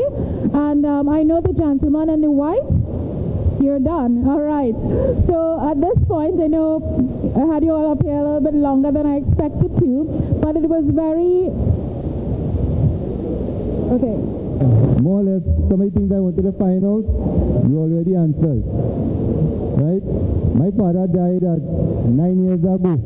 Right? And I now starting to understand, he never mentioned this to us now. The only piece of land we own right now is a piece of land in Truth Company. Right? Died with my mother by this spot. When he died, I from San Fernando. They buried him back in Truth Company. I only know, you know about nothing else. So I was trying to figure out, well, how we're starting now, how to go about starting this whole process. And more or less, I kind of understand what's going on now. So that's about it. Thanks very much.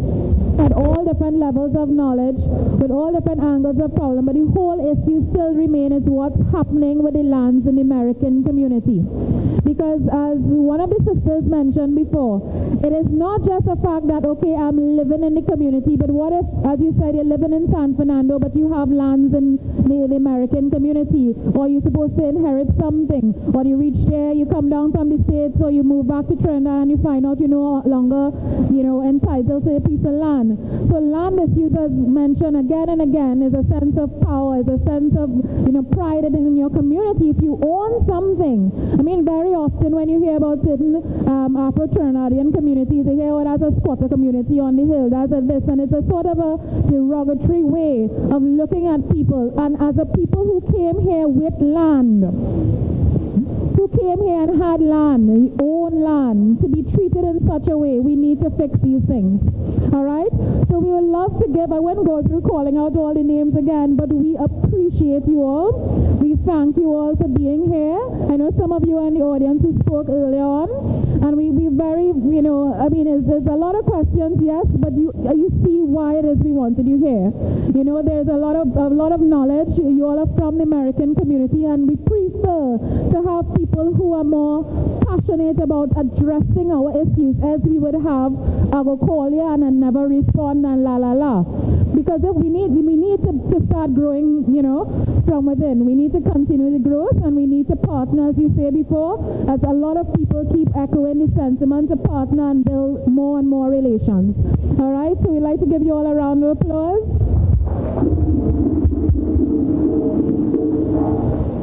All right. So as they make their way off the stage, some black studies. Anyone who can participate in the book black studies. You have a name of like a particular name of the book? David Muhammad. Okay. So I just reminded that David Muhammad sent some books. They're down in the back. There's a lot of information as well.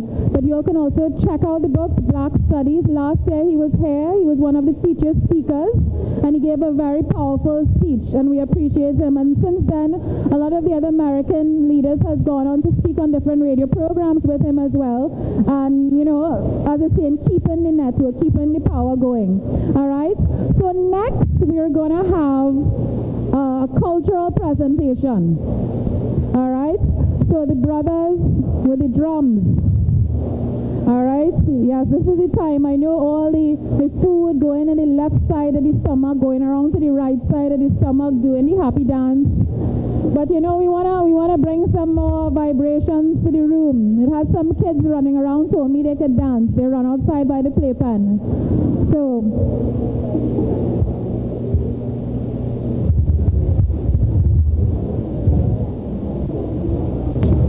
we're going to have our lovely band here, all in orange. Harmonic, musical expressions. As they glide onto the area there, let's give them a lusty round of applause. Let them know we're still awake. Let them know the land matters has not made us too distracted stressed and distraught with life, we still have energy to fight the good fight, okay?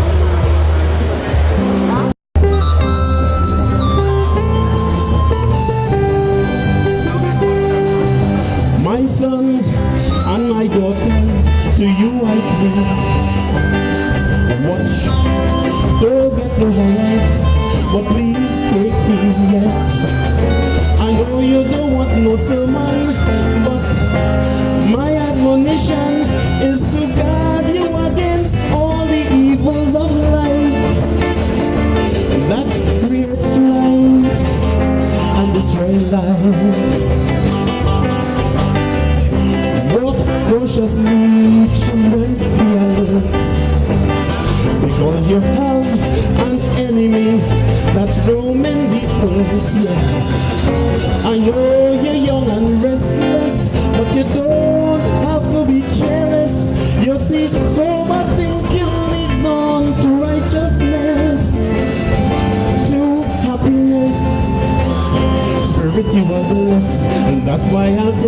yes.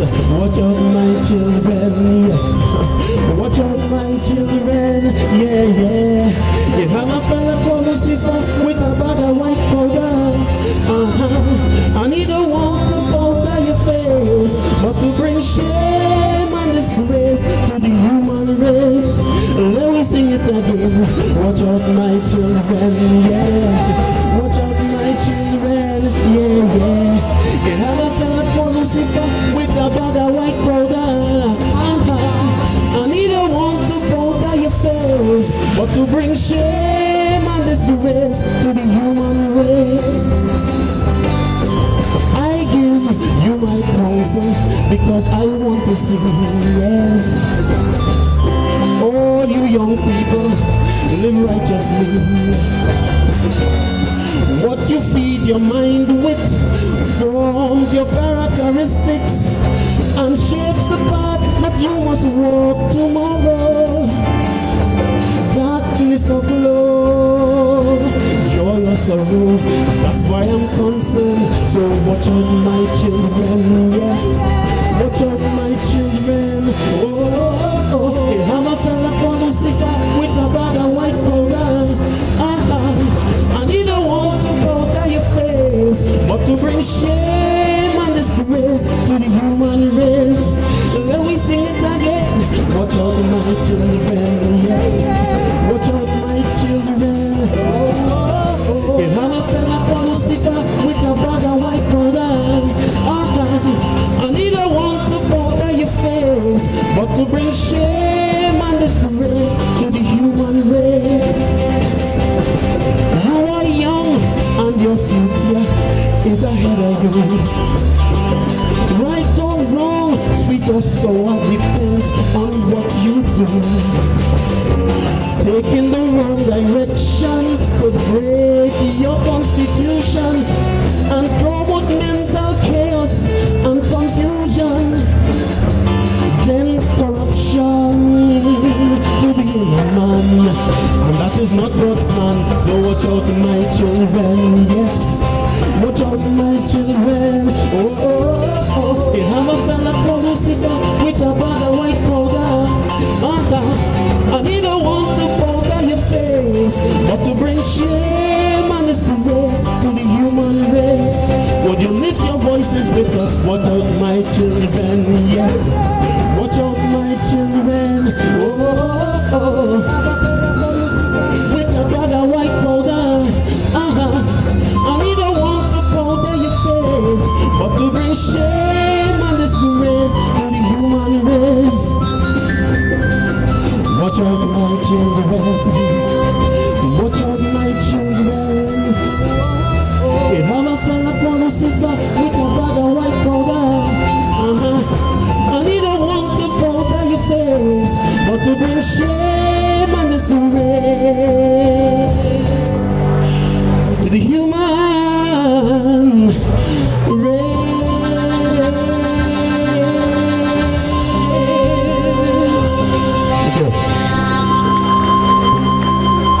Good afternoon, everyone. This is Harmonic Musical Expressions. We are on the way of getting more equipment, so we are having a concert on the 17th of September. So if you find our audio song in low, put a contribution. This is a community band. So we are on the way to get more equipment. All right? Let's go. You can sing along with me, you know. Are you all hearing me?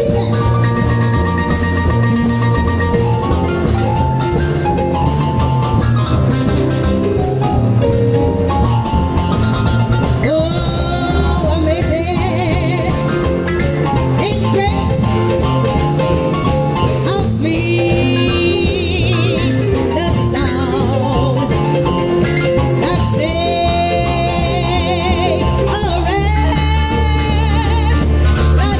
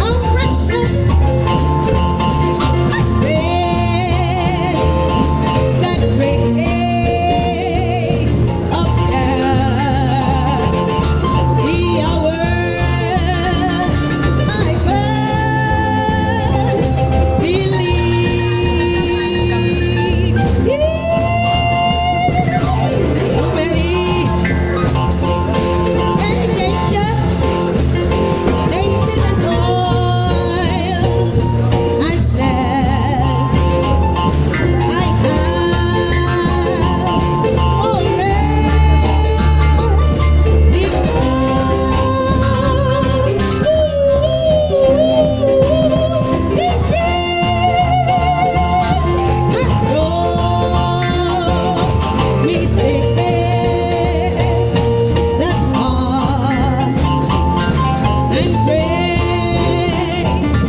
Believe me home.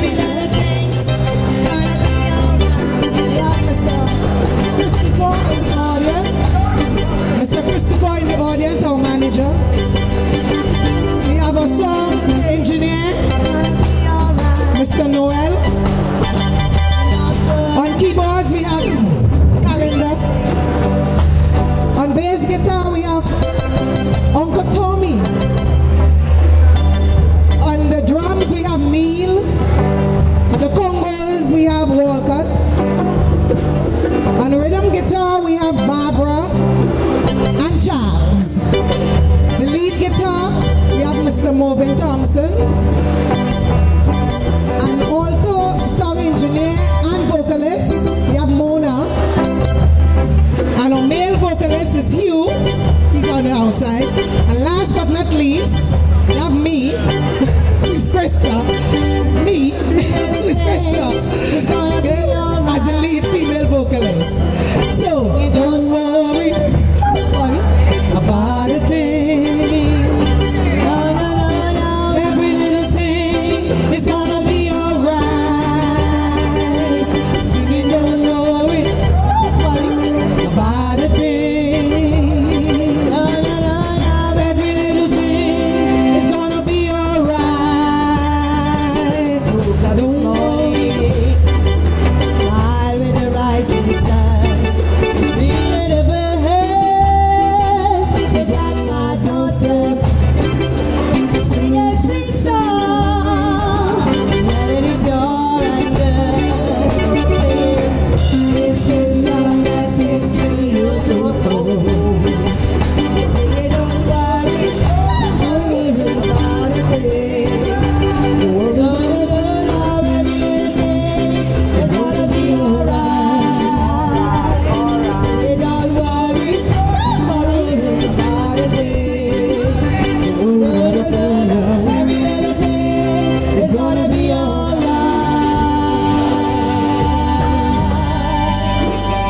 Thank you. Very soul-stirring prayer by Baba. And Baba could talk from now until, but he has a burning desire to share some more information with you. So I want to bring him on to just share a few more words with you. So Baba Fulami, welcome.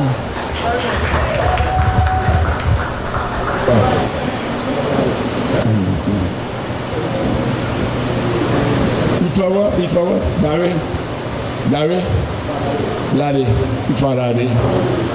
Where is Baba Bandili?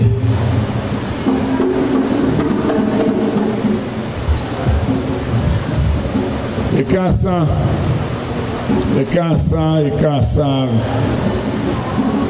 In another language, people say that it's good afternoon.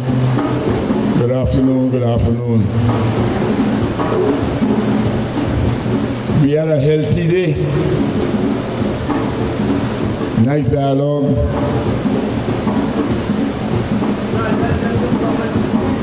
Plenty concerns. Lack of understanding. Lack of knowledge. Plenty teachers. Teachers who understood came to explain that it is only in coming together that we will solve the problems we have, because the average man doesn't know how to solve problems. Hence, in all societies, they are made up in such a way that there are groups who will solve problems. The priests, the elders committees, male and female, the market committee, the street sweeping committee, the house building committee, those who see about water, the plumbing committee, even the music committee, the healers committee. And all this is about we forgetting who we are and what we are. And we could never be successful practicing somebody else's religion. I know my friend boasted this morning that the Americans bought the London Baptists.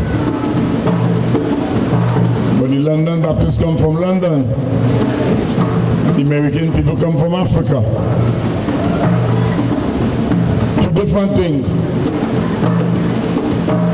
The Baptists start in Switzerland and Germany and France and England. Have nothing to do with us propping up somebody else's business. I hope our people would understand that. That will be my message for today. If we are one of the greatest Trinidadians ever, Samuel Ebenezer Elliott, who they couldn't find room to have his funeral here in this area. And he's known all over the world for his great works. Why can't the whole Merikin community be in social by people all over the world for their great works? Hey, yawa, yawa, oh. Hey, yawa, yawa, oh. Ekudegi wa shiwe ni lomo. Adorosho ni jeni jo yawa. Kudegi wa shiwe ni lomo.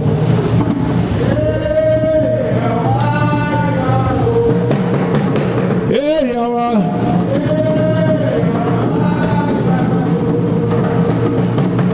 Kudegi wa shiwe ni lomo. Wadabasho ni janijo yawa udegi ni wash shweli lugu.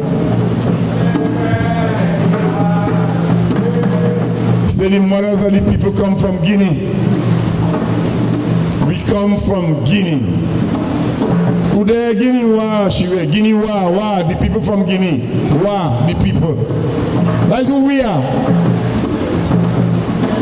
Baba wati mbele,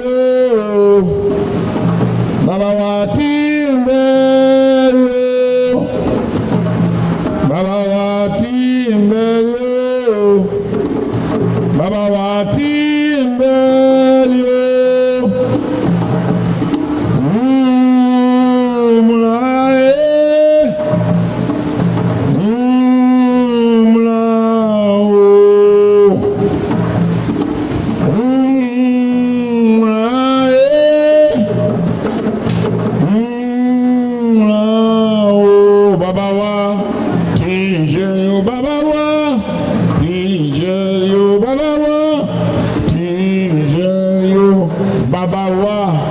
also come from Guinea. Shango too come from Guinea.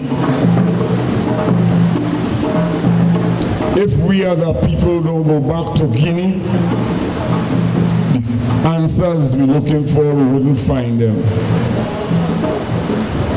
If we had the greatest Obeahman ever coming out to the American people, if you want the answers and you don't know how to call him to give you the answers to your problems, then the problems will continue.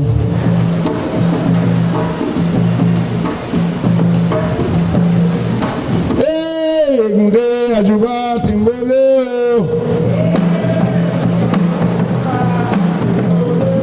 Hey, Gunde Ajuba Timbole.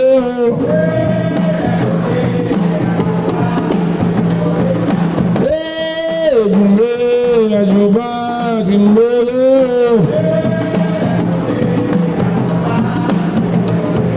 Hey, Gumbe, Ajuba Timbolo.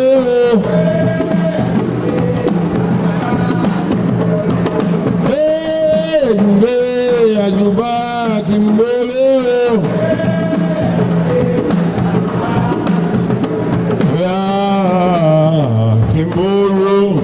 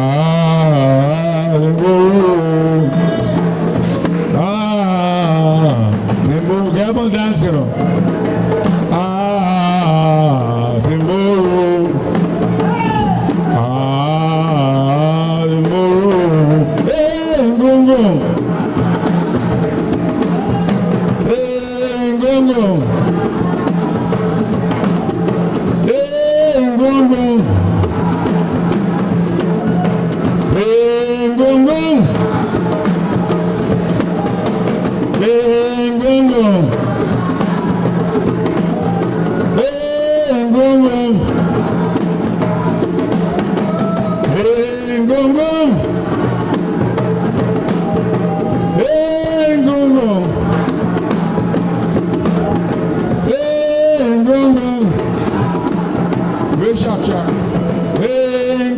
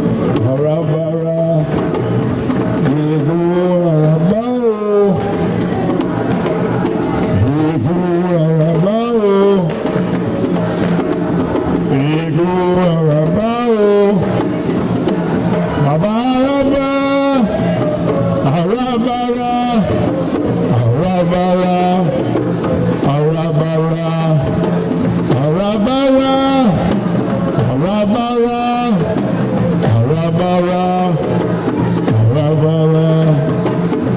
We go Arabara, we go Arabara, we go Arabara. Make the children come out and dance, man. Arabara, Arabara, Arabara, Arabara, Arabara, Arabara, Arabara, Arabara. Oriomi, if you can, bring the children out to dance. You too. It's your family. If you from Monkey Drum, Arabara, Arabara, Arabara, Arabara, Arabara, Arabara, Arabara, Arabara, Arabara,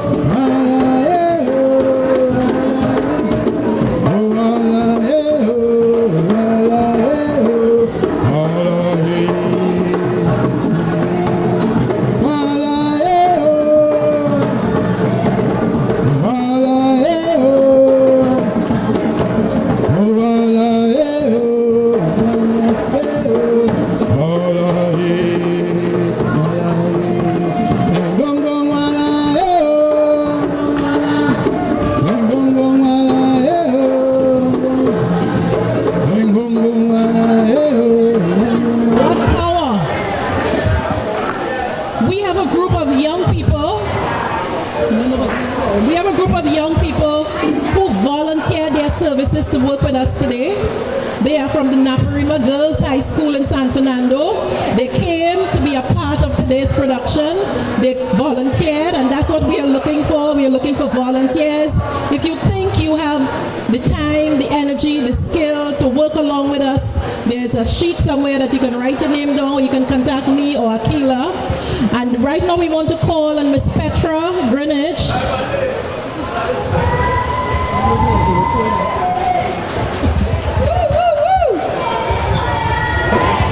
Folks, Miss Greenwich, on behalf of the Merikin Heritage Foundation, the Merikin community, and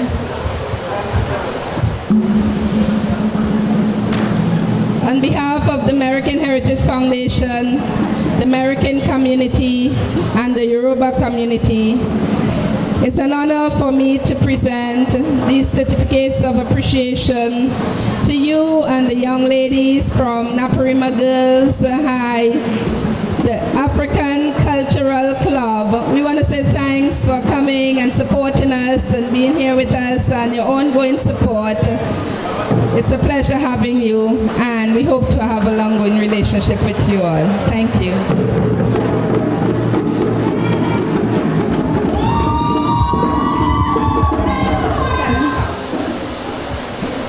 Ladies from Naparima Girls.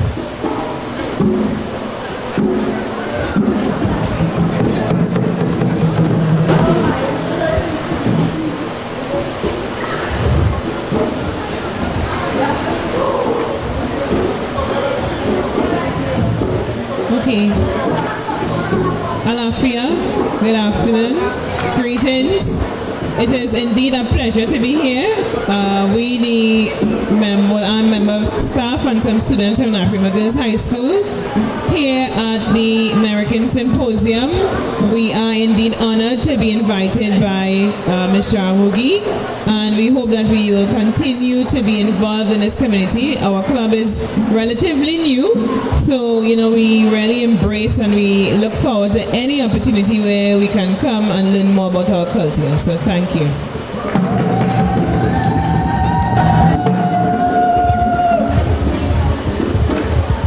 I now hand the mic over to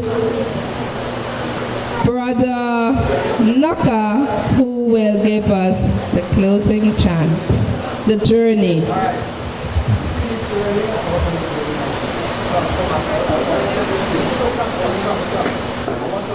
Africa, far away, we journey come.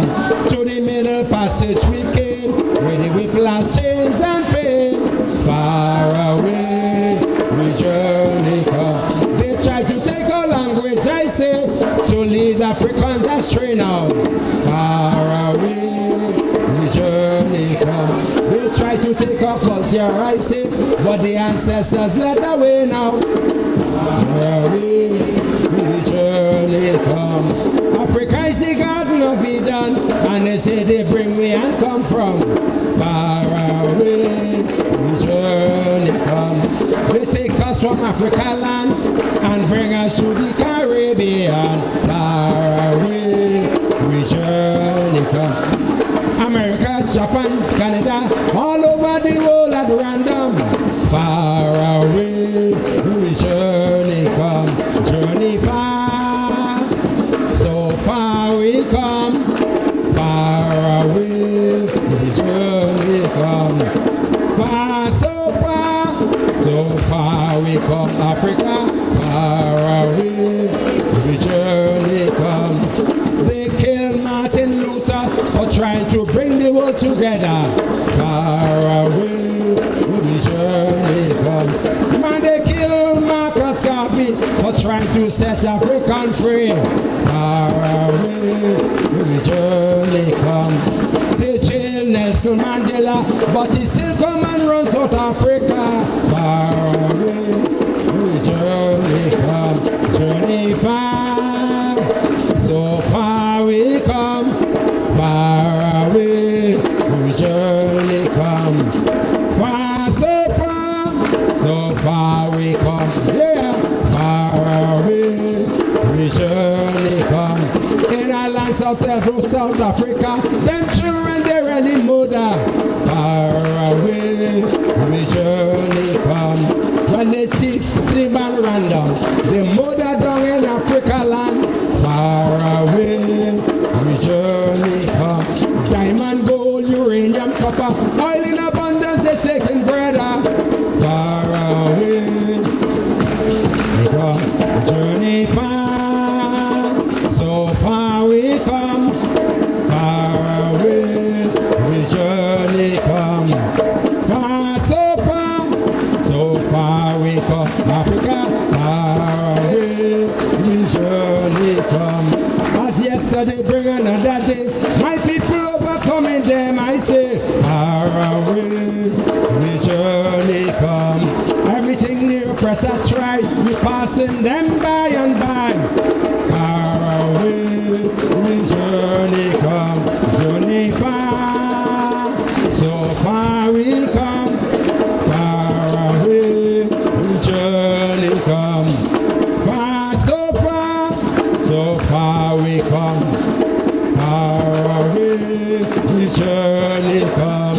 If God people ain't get equal rights and justice, the world will know no peace. Far away, we journey come. Journey far, so far we come. Far away, we journey. They bring me uncle, me auntie, any grandpapa, all of we they bring and come. Far away, we journey come. Journey far, far we come. Far away, journey come. Far, so far we come. Africa, far away, we journey come. Far away, we journey come. Far away, we journey come. Africa, far away. Could we all come forward to close, please? Hello. The children and immortal ones, invisibles. We thank you for coming to assist in making this ritual a success today. It was our pleasure to have you come and spend some of your precious time with us. As always, we are happy to have you. And as we close, we ask you to return to your sacred abode so that we can continue our journey, our earthly journey. Please make our life safe. May the empower and strength of the ancestors be our guiding light. May your children never stop calling your names. May your names never die out. We thank you for coming this day to celebrate 200 years of toil. The Odu said that this is our ebo of gratitude. This is a celebration, a commemoration of 200 years of sacrifice. So we ask the ancestors, we pray homage to all the mothers. We pray homage to all the fathers. We pay homage to Akoda and Asheda. We pay homage to the Oni and Ife, the Araba, the Ogbongbong, the Oluwo, the Ojubonas, all the priests and priestesses, all the devotees, all the practitioners, all the children who have just had Esentaye and who have just had Ikosolaye. We ask for the blessings today. We ask for blessings for all the mighty ones upon whose shoulders we stand at this time to always come and support us. We call your names today. All the names are all who came. We call your names and we ask you to accept our supplication today. Awa osoro elewa o. Awa osoro elewa o. Awa osoro elewa o. Ẹ̀sìn kan kò pé, oyè. Ẹ̀sìn kan kò pé, káwa má sọ̀rọ̀. Àwa ó sọ̀rọ̀ ilé wa o. Àwa ó sọ̀rọ̀ ilé wa o. Awa usuri wao. Awa usuri wao. Imaleko preo kawamasu. Awa usuri wao. Awa usuri wao. Awa usuri. Ibabeko preo kawamasu. Awa usuri wao. Awa usuri wao. Awa usuri wao. We shall fulfill our traditional rights. We shall fulfill our traditional rights. We shall fulfill our traditional rights. Islam, Christianity, Hinduism, capitalism, none of the isms will prevent us from fulfilling our traditional rights. We shall fulfill our traditional rights. We shall fulfill our traditional rights. We shall fulfill our traditional rights. Ashe, Ashe, Ashe. All who know when I say to, what to do.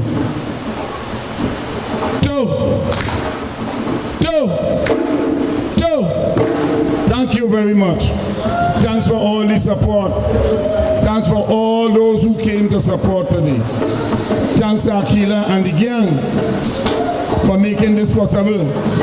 Thanks for all who came to make it possible. You ready to go? Where? Let me go now. Back to a place where we used to know. Come, let me go now. To a place where we used to know now. Let me go now. No more modern sorrow.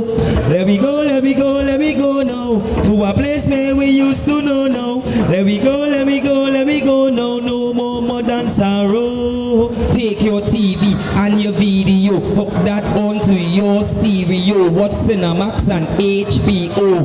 But let me go. Take your clothes, much as I want to. The wear and tear blows, still I go hunt you. Nobody knows the things I do bluntly. I go into a place Babylon can't hunt me. Away from corruption, return to sender. Respect your own, even shit vendor. Don't take no bungs, break away like a fender. When them write you off, that will be the ender. Let me go now. To a place where we used to know now. Let me go now. No more modern sorrow. Let me go now. To a place where we used to know now. Let me go now. No more modern sorrow. Hey, Rolling Stone gotta know most. That's why we are roll like bosses. Success will breed enemies. We don't study bad mind and crosses. Every day we go down on my knees, ask God help me accept me losses. When we are reach the top, don't let me forget who the boss is. No more problems and stress. Put me on that road to success. Even when your life is not going good, just remember it's just a test. Take yourself right out of the mess. Keep on rolling on cause we bless. We don't study bad mind and no backbiters. Dust them off and say this Americans, hey, can't tell we nothing when we rolling. God by we sign and we rolling. No need to hide when we rolling out on the road. Can't tell we nothing when we rolling. God by we sign and we rolling. No need to hide when we rolling out on the road. Hey, let me go now. To a place where we used to know now. Let me go now. No more modern sorrow. Hey, let me go now. To a place where we used to know now. Let me go now. No more modern sorrow. Run it down low, go slow, don't be no hero. What you do today is yours tomorrow. Run it down low, go slowly, don't follow. Don't be no fool at it, don't follow Pharaoh. Hey, make your words them soft and sweet. Come tomorrow, but that you might eat.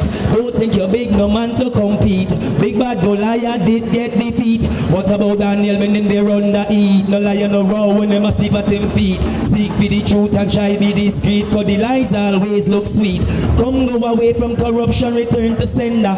Respect your own, even shit vendor. Don't take no bounce, break away like a fender. When them write you off, that will be the ender. Them say them love you, but them just a pretender. When you know deep inside, with them heart no render. Tell them Americans will never surrender. Americans never surrender.